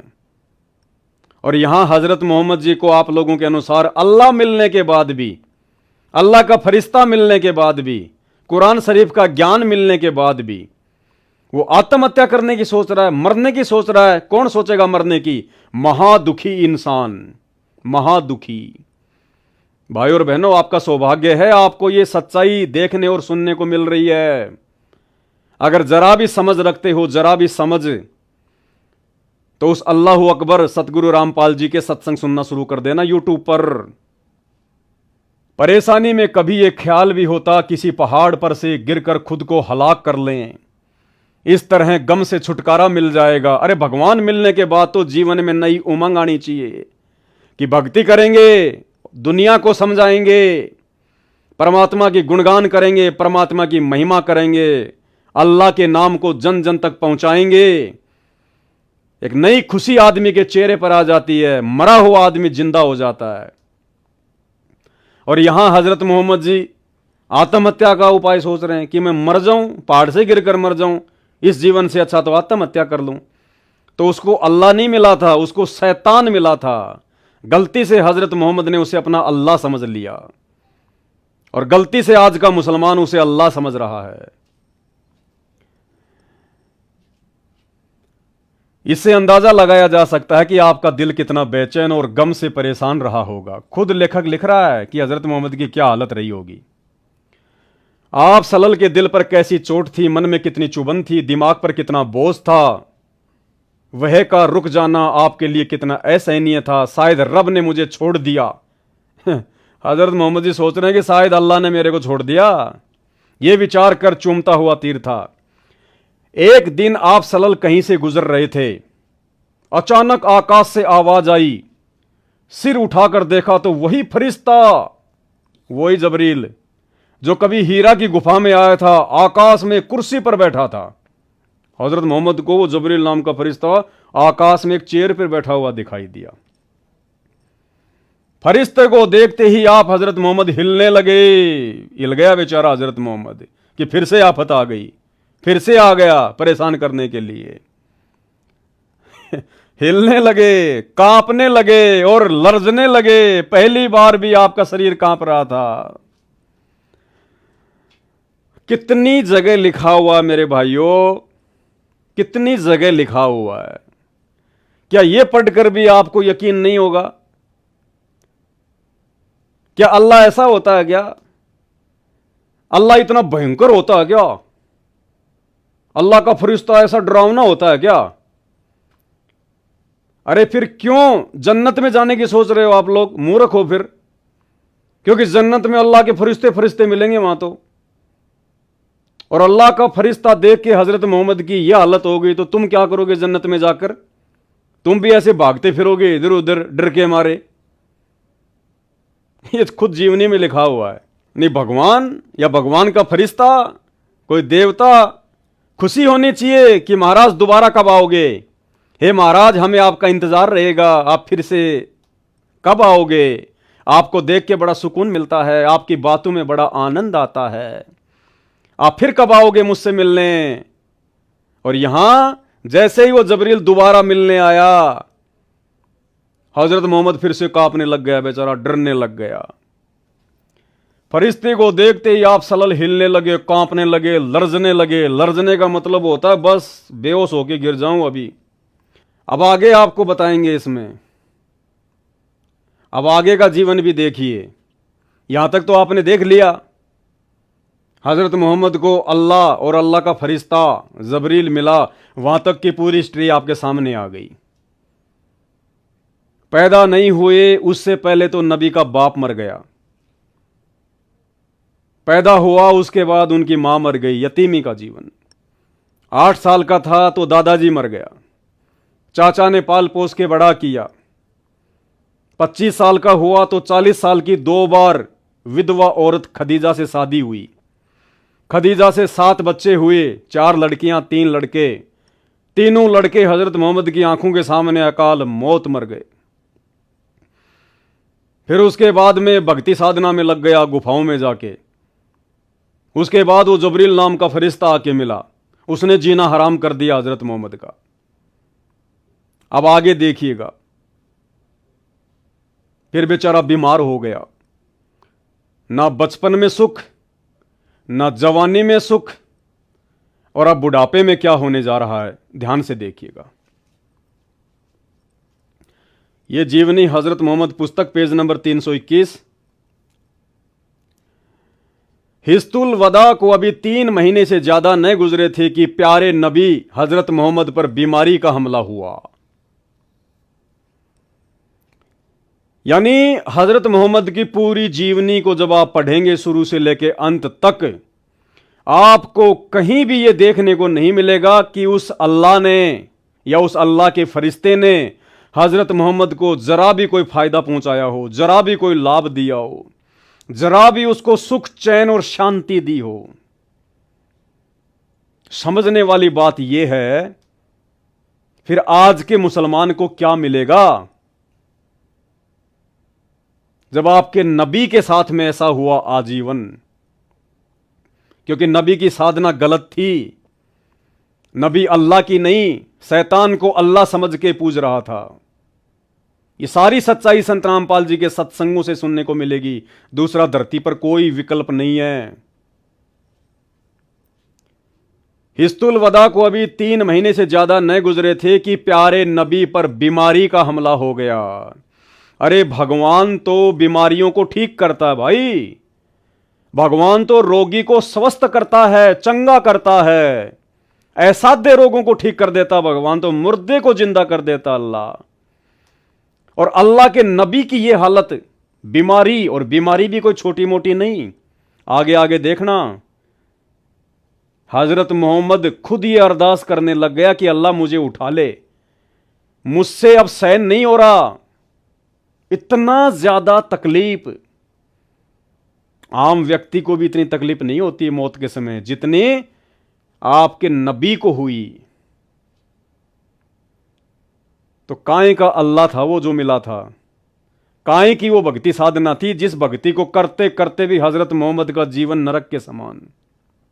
प्यारे नबी पर बीमारी का हमला हुआ, और वह भी इतना जोरदार कि इससे पहले कभी नहीं हुआ। जोरदार हमला हुआ बीमारी का, जोरदार। कैसे हुई बीमारी की शुरुआत, देखिए, सुनिए, पढ़िए और विचार कीजिए कि जब आपके नबी की यह हालत थी जिसे वो अल्लाह समझकर इबादत कर रहा था, तो उसी नबी के दिखाए रास्ते पे आप तो 1% भी साधना नहीं कर रहे वर्तमान में। आप तो सारे उल्टे कर्म कर रहे हो, मांस तुम खा रहे, हर प्रकार से उल्टे कुकर्म। तो आप लोगों के साथ क्या होगा मेरे भाई। बीमारी की शुरुआत इस तरह हुई कि एक रात आप सलल यानी हजरत मोहम्मद बिस्तर से उठे, अपने गुलाम अबू मुहे हवा को उठाया और फरमाया, अबू मुहेबा, मुझे अल्लाह का हुक्म मिला है, इस वक्त जाकर पकीब वालों के लिए मगफिरत की दुआ करनी है, तुम भी मेरे साथ चलो। आप उन्हें साथ लेकर घर से निकले, कब्रिस्तान पहुंचे तो फरमाया, तुम पर सलामती हो ए कब्र वालों। हजरत मोहम्मद कह रहे कि तुम पर सलामती हो ये कब्र वालों, यानी खुद पर तो कोई सलामती नहीं, खुद का जीवन तो नरक के समान, खुद का जीवन अस्त व्यस्त, और जो मुर्दे जो जमीन में पड़े हैं, जो कब्र में गड्ढे पड़े हैं, उनको कह रहे हैं तुम्हारे ऊपर अल्लाह की सलामती हो। फिर आगे देखिए भाई और बहनों, पेज नंबर 323, जीवनी हजरत मोहम्मद पुस्तक। फिर हालत बहुत ज्यादा खराब हो गई, चलने फिरने की ताकत ना रही। हजरत मोहम्मद जब बीमार हो गया तो हालत इतनी खराब हो गई, चलने फिरने की भी ताकत नहीं रही। आप सल्लल्लाहु यानी हजरत मोहम्मद ने सारी बीवियों को बुलाया, उनसे किसी एक के घर में ठहरने का इजाजत चाहिए। सारी बीवियां खुशी से तैयार हो गई। फिर सबकी मर्जी से हजरत आयशा के घर पर ठहरना तय हो गया। कमजोरी बहुत ज्यादा थी, बिना किसी सहारे के चलना आप सल्लल्लाहु के लिए अब मुमकिन ना था। हजरत अली और हजरत फजल बिन अब्बास आपको सहारा देकर बड़ी परेशानियों से हजरत आयशा के यहां लाए। जैसे हॉस्पिटल में कोई भयंकर बीमार आदमी होता है, दो चार रिश्तेदार या उसके बेटा बेटी उसको पकड़ के सहारा दे के लेके जाते हैं, वो हालत नबी हजरत मोहम्मद की हुई अंत में। अरे अल्लाह की इबादत करने वाला, अगर अल्लाह यदि आपका सही है तो उस अल्लाह की इबादत करने वाले की ऐसी हालत नहीं हो सकती। अल्लाह अपने भगत की, अल्लाह अपने साधक की अंतिम समय तक स्थिति को संभाल के रखता है। ऐसी नौबत अपने भगत की अल्लाह नहीं आने देता, भगवान नहीं आने देता, यदि आप उसकी सही इबादत कर रहे हैं तो। सिर दर्द की ज्यादती के कारण आपके सिर पर पट्टी बंधी हुई थी। यह बुध का दिन था, यानी ये बुधवार का दिन था। आपकी बीमारी को पूरे 8 दिन हो चुके थे। मुसलमान उदास उदास थे, बेचैन और बेकरार थे, क्योंकि उनका प्यारा बीमारी के बिस्तर पर था और बीमारी हर सन बढ़ती जा रही थी। इससे पहले कभी आप इस तरह बीमार नहीं हुए थे, इसलिए वे और भी ज्यादा निराश और फिक्रमंद हो गए कि कहीं हजरत मोहम्मद जी शरीर ना छोड़ दें, कहीं हमारा नबी अल्लाह को प्यारा ना हो जाए। आगे देखिए भाई और बहनों, प्यारे नबी हजरत मोहम्मद की हालत गिरती गई। बुखार कभी घट जाता, कभी बढ़ जाता। जब तक पैरों में दम रहा और चलने फिरने की ताकत रही, आप सलल मस्जिद में जाते रहे और मुसलमानों की इमामत करते रहे। सबसे आखिरी नमाज जो आप सलल ने पढ़ाई वह मगरिब की नमाज थी।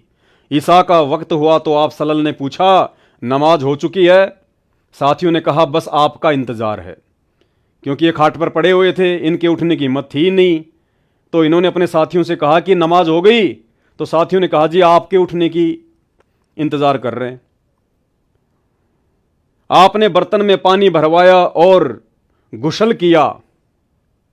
उठना चाहा तो बेहोश हो गए।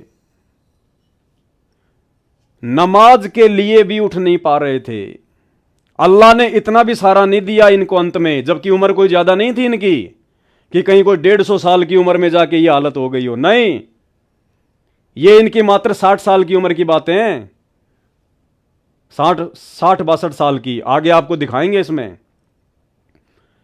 अरे आज हमारे बॉलीवुड के सलमान खान हैं, उनकी उम्र हो गई 60 साल और देखो कैसे डांस करते हैं। और यहां नबी का क्या हाल हो गया, नबी के साथ में क्या हो गया? इतने बीमार हो गए, नमाज के लिए भी उठा नहीं जा रहा। नमाज के लिए भी अल्लाह ने हजरत मोहम्मद को क्या सहारा दिया और क्या उस अल्लाह की इबादत ने इनको सहारा दिया? तो आज के मुसलमानों को उसी इबादत से क्या सहारा मिलेगा मेरे भाई? अल्लाह को पहचानो। ये प्रमाण देखने के बाद भी अगर तुम्हारी आंखें नहीं खुलती हैं तो भाई आपसे बड़ा मंदबुद्धि व्यक्ति फिर कोई और नहीं हो सकता। भगवान आएगा, अल्लाह आएगा तो कोई ढोल बजा के नहीं आएगा, आडंबर पाखंड करके नहीं आएगा, सिर पे सींग लगा के नहीं आएगा। आप मुसलमान भाइयों के दिलो दिमाग में इन धर्मगुरुओं ने उल्टी पट्टी बैठा दी कि अल्लाह निराकार है, अल्लाह बेजून है, अल्लाह आता ही नहीं है, अल्लाह कभी धरती पे आता ही नहीं है। क्यों भाई? अल्लाह इतना कमजोर, इतना डरपोक है क्या जो धरती पर आने से वो डर रहा है? अगर अल्लाह ने ये धरती बनाई है, अल्लाह ने इंसान बनाए हैं, तो अपने बच्चों को संभालने के लिए अल्लाह नहीं आएगा क्या? अल्लाह की मर्जी, जब मर्जी आ जाए, वो जो मर्जी रूप बना के आ जाए।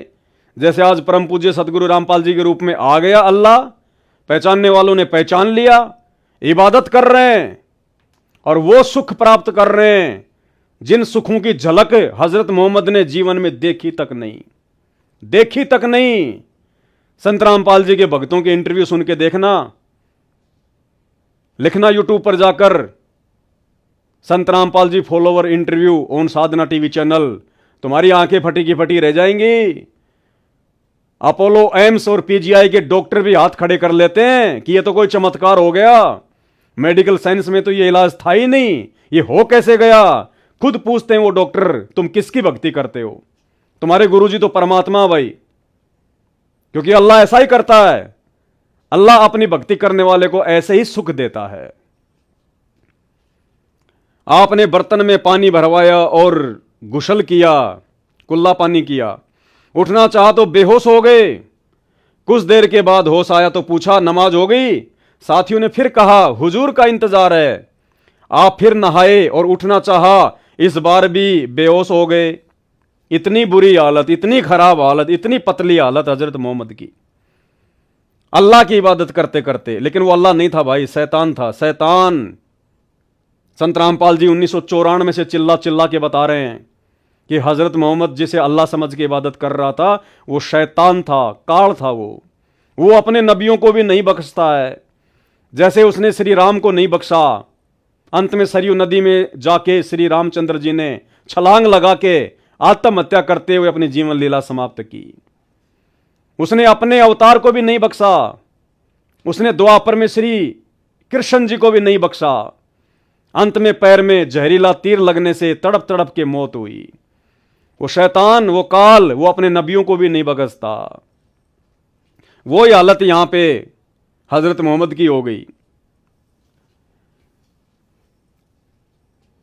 फिर वही जवाब मिला, आपका इंतजार है। आपके शरीर पर पानी डाला गया, उठने का इरादा किया तो फिर बेहोश हो गए। तीसरी बार फिर बेहोश हो गए। इस बार होश आया तो फरमाया अबू बकर से कहो वे नमाज पढ़ाएं। हजरत मोहम्मद ने कहा कि मेरी तो हिम्मत है नहीं भाई, अबू बकर से कह दो, वो पढ़ा देगा नमाज। हजरत आयशा ने कहा ए अल्लाह के रसूल, उनकी आवाज बहुत धीमी है, कुरान पढ़ते हैं तो रोते हैं, लोग उनकी आवाज सुन नहीं सकेंगे। प्यारे नबी ने फरमाया उन्हीं से कहो नमाज पढ़ाएं। हजरत आयशा ने दोबारा वही बात दोहराई। प्यारे नबी तकलीफ से बेचैन थे, गुस्से से आवाज काफी बुलंद हो गई। हजरत मोहम्मद एकदम से चिल्लाया जोर से, गुस्से से, कि मेरी बात मान ही नहीं रहे, मैं बार बार कह रहा हूं। प्यारे नबी तकलीफ से तो बेचैन थे ही, गुस्से से आवाज काफी बुलंद हो गई। फरमाया कहो अबर बकुर से, वही नमाज पढ़ाएगा। हजरत अबू बकर ने आदेश का पालन किया और आखिर तक वही नमाज पढ़ाते रहे। आगे देखिए, सुन लो, जिन लोगों ने पहले हिजरत की है उनके साथ हमेशा अच्छा बर्ताव करना। यानी जब हजरत मोहम्मद को लगा कि अब तेरी दाल गलने वाली नहीं है, अब तो तेरे प्राण पखेड़ू उड़ने वाले हैं, तेरी मृत्यु का समय निकट आ गया, अल्लाह तुझे कोई राहत दे नहीं रहा, तो हजरत मोहम्मद ने अपने फॉलोवर्स को जो उनके सामने बैठे हुए थे उनको शिक्षा देनी शुरू कर दी कि तुमने क्या करना है। सुन लो, जिन लोगों ने पहले हिजरत की है उनके साथ हमेशा अच्छा बर्ताव करना। मुहाजिर भी आपस में अच्छा सलूक करें, और हां, अंसार के साथ भी अच्छा सलूक करना। जो अंसार भलाई करें उनके साथ भलाई करना, जो गलती करें उन्हें माफ करना। फिर उससे क्या हो जाएगा भाई? ये सारी भलाई तो हजरत मोहम्मद भी कर रहे थे। हजरत मोहम्मद ने किसके साथ में बुरा बर्ताव किया? किसी के साथ नहीं किया, हमेशा सबके साथ में अच्छा सलूक करते थे। तो जब हजरत मोहम्मद ये सारी बातें कर रहे थे, उसके बावजूद भी उनकी ऐसी दुर्गति हो रही है, तो अब हजरत मोहम्मद के द्वारा जो शिक्षा दी जा रही है उन शिक्षाओं से बाकियों का क्या भला होगा भाई? क्या भला होगा? अब आगे देखिए फिर क्या हुआ। अंत में तकलीफ बहुत बढ़ गई, बुखार इतना तेज हुआ कि पूरा शरीर जलने लगा।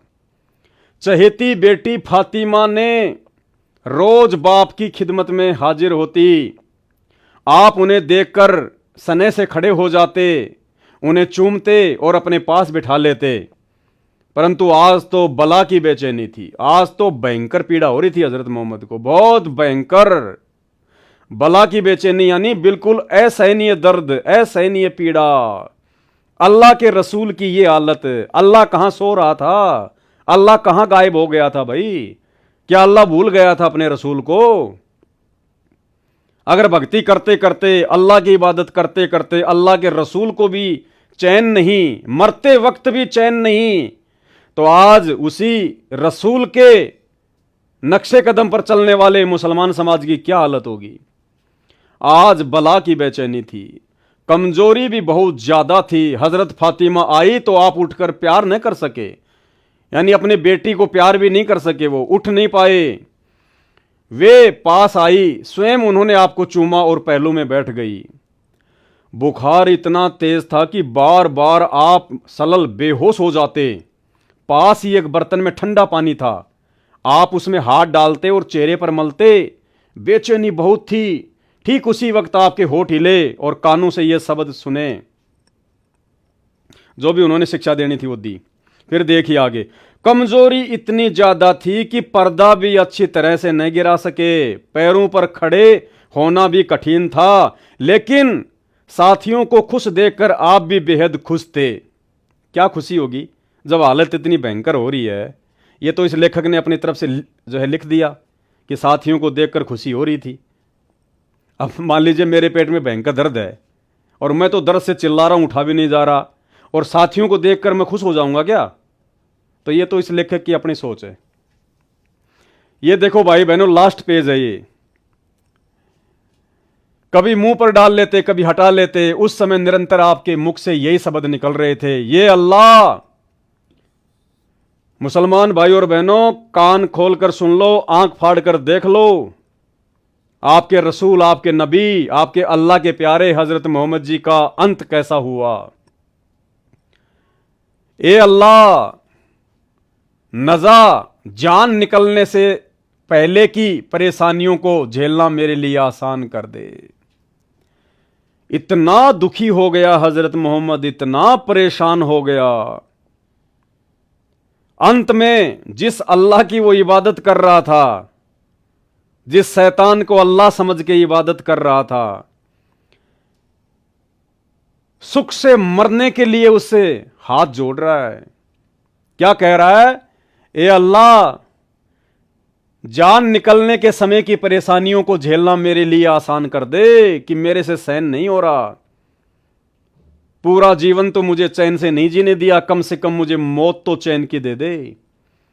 यानी हजरत मोहम्मद मुसलमानों का अंतिम पैगंबर, अंतिम समय में एक अच्छी मौत के लिए भी वो तरस गया। एक सुकून की मौत भी नहीं मिल पाई, ऐसी दुर्दशा। और क्यों? सच्चे अल्लाह की इबादत ना करने के कारण। आजीवन उस शैतान को अल्लाह मानकर पूजता रहा। और आपकी आंखों के सामने है, आंखों के सामने। अरे फिर कौन से दिन के लिए हम लोग भगवान की भक्ति करते हैं? कौन से दिन के लिए इंसान अल्लाह की इबादत करता है? इबादत कहो, उसको पूजा पाठ कहो, अल्लाह कहो, चाहे उसको भगवान कहो, परमात्मा कहो, पूजा पाठ इसीलिए तो की जाती है। लोग मंदिर, मस्जिद, चर्च, गुरुद्वारे किस लिए जाते हैं?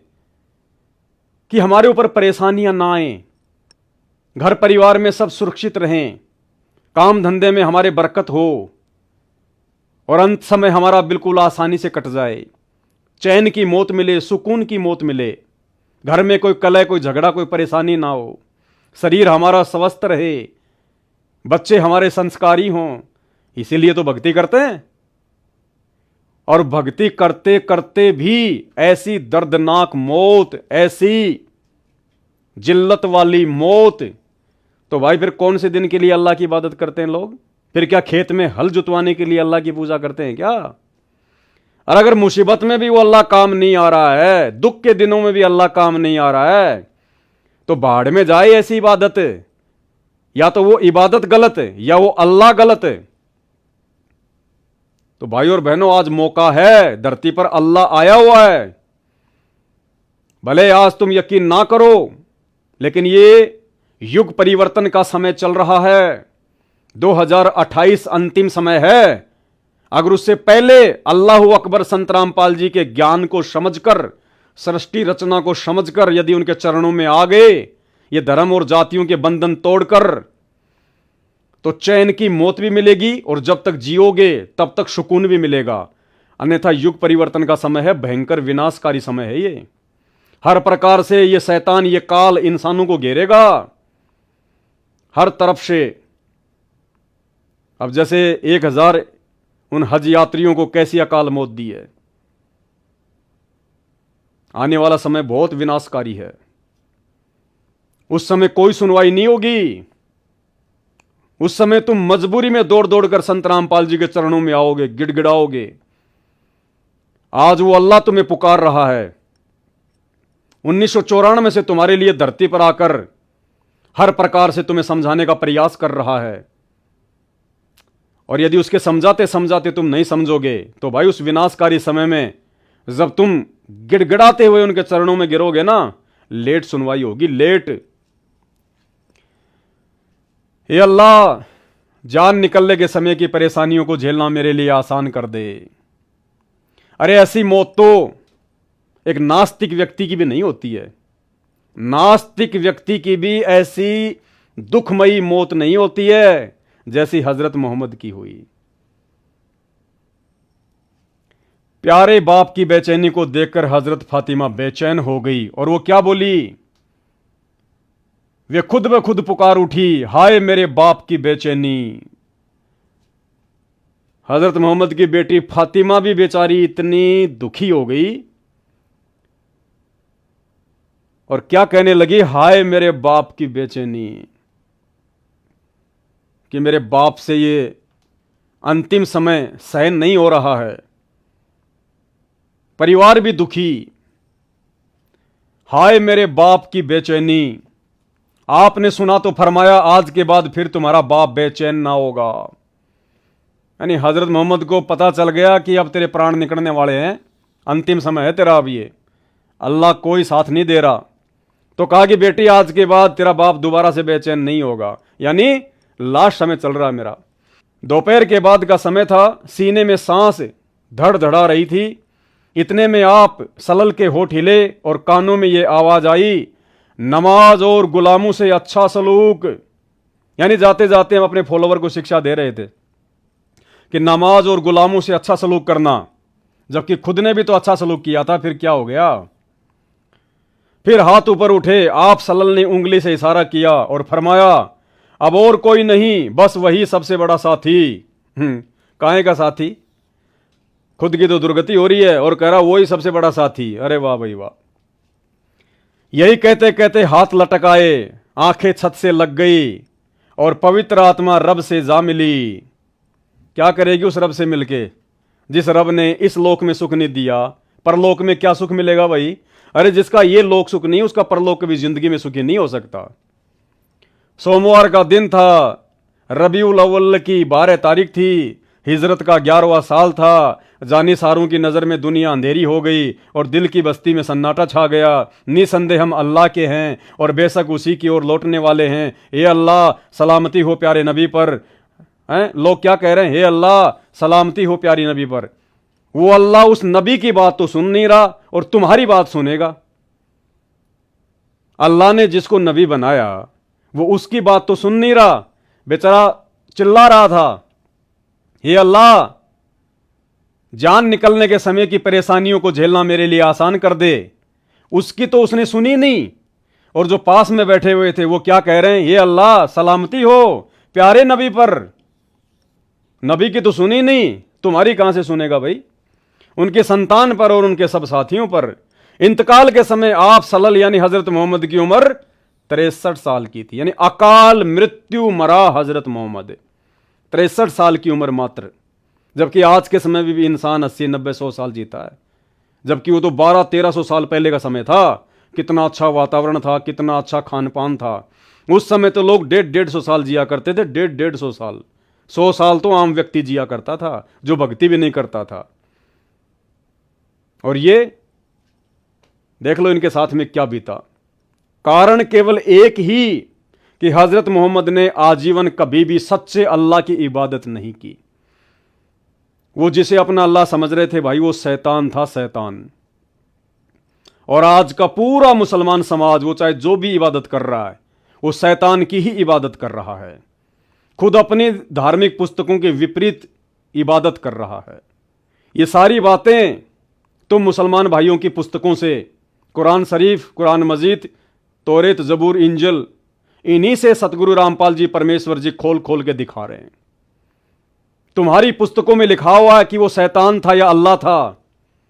हजरत मोहम्मद ने अल्लाह की इबादत की या शैतान की इबादत की? और सच्चे अल्लाह की इबादत कौन बताएगा?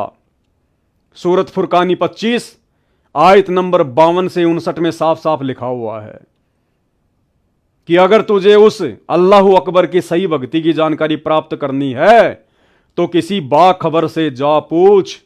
बाखबर यानी तत्वदर्शी संत, भगवान का जानने वाला। और भाई आज तुम्हारा सौभाग्य है मुसलमानों, अगर समझ जाओ तो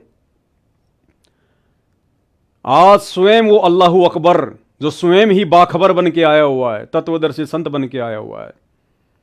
गीता जी अध्याय 4 श्लोक 34 में जिसको तत्वदर्शी संत कहा गया है, और सूरत फुरकान 25 आयत नंबर 52 से 59 में जिसको बाखबर कहा गया है, जिसको इल्म वाला कहा गया है, जानने वाला कहा गया है, वो स्वयं सतगुरु रामपाल जी परमेश्वर जी हैं। और यही अल्लाह है और यही दुनिया के अंतिम पैगंबर हैं। हजरत मोहम्मद अंतिम पैगंबर नहीं थे, संत रामपाल जी परमेश्वर दुनिया के अंतिम पैगंबर हैं। पैगंबर यानी जो पैगाम लेके आता है अल्लाह का, तो ये स्वयं ही अल्लाह है, अपने आप को छुपाते हुए एक पैगंबर के रूप में आए हुए हैं, एक रसूल के रूप में आए हुए हैं, एक अवतार के रूप में आए हुए हैं। ये स्वयं ही अल्लाह हैं। तो विनती है, हाथ जोड़ के प्रार्थना है, मैंने अपनी तरफ से कुछ नहीं कहा है। शब्दा शब्द तुम्हारे ही धर्म की पुस्तकों में जो लिखा हुआ है, ये पुस्तक जो मैंने अभी आपको दिखाई, जीवनी हजरत मोहम्मद, इस पुस्तक में आप मुसलमान भाइयों के द्वारा हजरत मोहम्मद के जीवन चरित्र के विषय में जो लिखा हुआ है, मैंने आपको शब्दा शब्द बताया है। अब आगे आपकी मर्जी है। सच्चाई थोड़ी सी कड़वी जरूर होती है। जैसे किसी को बुखार हो जाता है तो बुखार को ठीक करने के लिए जो दवाई खाई जाती है वो कड़वी होती है। जो मन मार के आंख बंद करके खा लेता है उसका बुखार ठीक हो जाता है, वो स्वस्थ हो जाता है। और जो उसको कड़वी समझ के नहीं खाएगा भाई, फिर वो दुर्गति से मरता है। तो ये सच्चाई है, कड़वी है, तुम्हारे धर्म की पुस्तकों में लिखी हुई है। अरे आप किसी हॉस्पिटल में जाओ, क्यों जाओ? क्योंकि आपको कोई रोग है भयंकर, और उस हॉस्पिटल में जाके आपने देखा कि मेरे जैसा एक रोगी और पड़ा है बेड पर, और काफी समय से पड़ा हुआ है, 2 साल से 5 साल से, और वो कह रहा है कि ओहो भगवान मर गया, मैं तो मर गया, 3 साल हो गई, कोई लाभ नहीं मिल रहा, कोई फायदा नहीं है। अरे डॉक्टर साहब कम से कम मेरी मौत तो ढंग से दे दे मेरे को। अब कोई मूर्ख आदमी होगा जो उस हॉस्पिटल में जाके एडमिट होगा, क्योंकि वही सेम रोग, सेम डॉक्टर, और वो डॉक्टर जब उसका रोग नहीं काट पा रहा तो तेरा कहां से कटेगा भैया? तो जो दुख, जो तकलीफें, जो परेशानियां जिंदगी भर हजरत मोहम्मद ने उस डॉक्टर अल्लाह की इबादत करते करते भुगती, अब उसी डॉक्टर की इबादत, उसी अल्लाह की इबादत जो हजरत मोहम्मद ने की, यदि आप करोगे तो आपको क्या मिलेगा भाई? और क्या मिल रहा है? सबकी ऐसे दुर्गति हो रही है, चाहे हिंदू हो चाहे मुसलमान हो। तो भाई और बहनों, प्रार्थना है, परमेश्वर रामपाल जी धरती पर स्वयं अल्लाहु अकबर हैं, इसमें कोई संशय नहीं है, कोई डाउट नहीं है। हमने तो जान लिया, पहचान लिया, देख लिया और मान लिया, और सारे सुख भी प्राप्त कर रहे हैं। बिल्कुल जीवन जो नरक था जन्नत बन गया, जन्नत, और आगे आगे जन्नत ही रहेगा। आप लोगों से प्रार्थना है, ये मज़हब, ये जातियां, ये किसी अल्लाह ने नहीं बनाई, आप और हमारे जैसे मूर्खों ने बना दी। जैसे आपने शुरू में पढ़ा कि मक्का मदीना में उस काबा में जो मूर्तियां थी वो कहां से आई? कोई अल्लाह ने थोड़ी भेजी थी। उस व्यक्ति ने जो रास्ते रास्ते जा रहा था, उसने देखा कि मूर्तियां हैं, उसने मूर्तियां खरीद ली, वो काबा में रख दी, जिसकी दुनिया चक्कर काट रही है। ये मनमुखी साधना है, मनमुखी पूजा है। आप लोग अपना समय और पैसा ही बर्बाद कर रहे हो, वहां जाकर कुछ नहीं मिलने वाला। अभी मौका है, संभल जाओ, सुधर जाओ। हजारों की संख्या में मुसलमान भाई सच्चाई को समझकर संत रामपाल जी के शरण में आ चुके हैं, और वो अद्वितीय लाभ उठा रहे हैं, जो लाभ उनके पूर्वज ये पत्थर पूजते पूजते, मज़ारों को पूजते पूजते, मक्का मदीना के चक्कर काटते काटते आजीवन नहीं भोग पाए। आज वो थोड़े से समय में, 1-2 साल में सारे सुख भोग रहे हैं। तो यूट्यूब पर जाकर सर्च कर लेना, मुसलमान धर्म वर्सेज संत रामपाल जी, जाकिर नाइक वर्सेज संत रामपाल जी। तुम्हारे धर्म की पुस्तकों से, तुम्हारे धर्मगुरुओं के साथ में संत रामपाल जी की डिबेट है। दूध का दूध, पानी का पानी किया हुआ है। और अगर बात समझ में आ जाए तो थोड़ा थोड़ा समय निकालना शुरू करो, आधा घंटा, 1 घंटा यूट्यूब पर, मोबाइल सबके हाथ में, उनके सत्संग सुनना शुरू करो।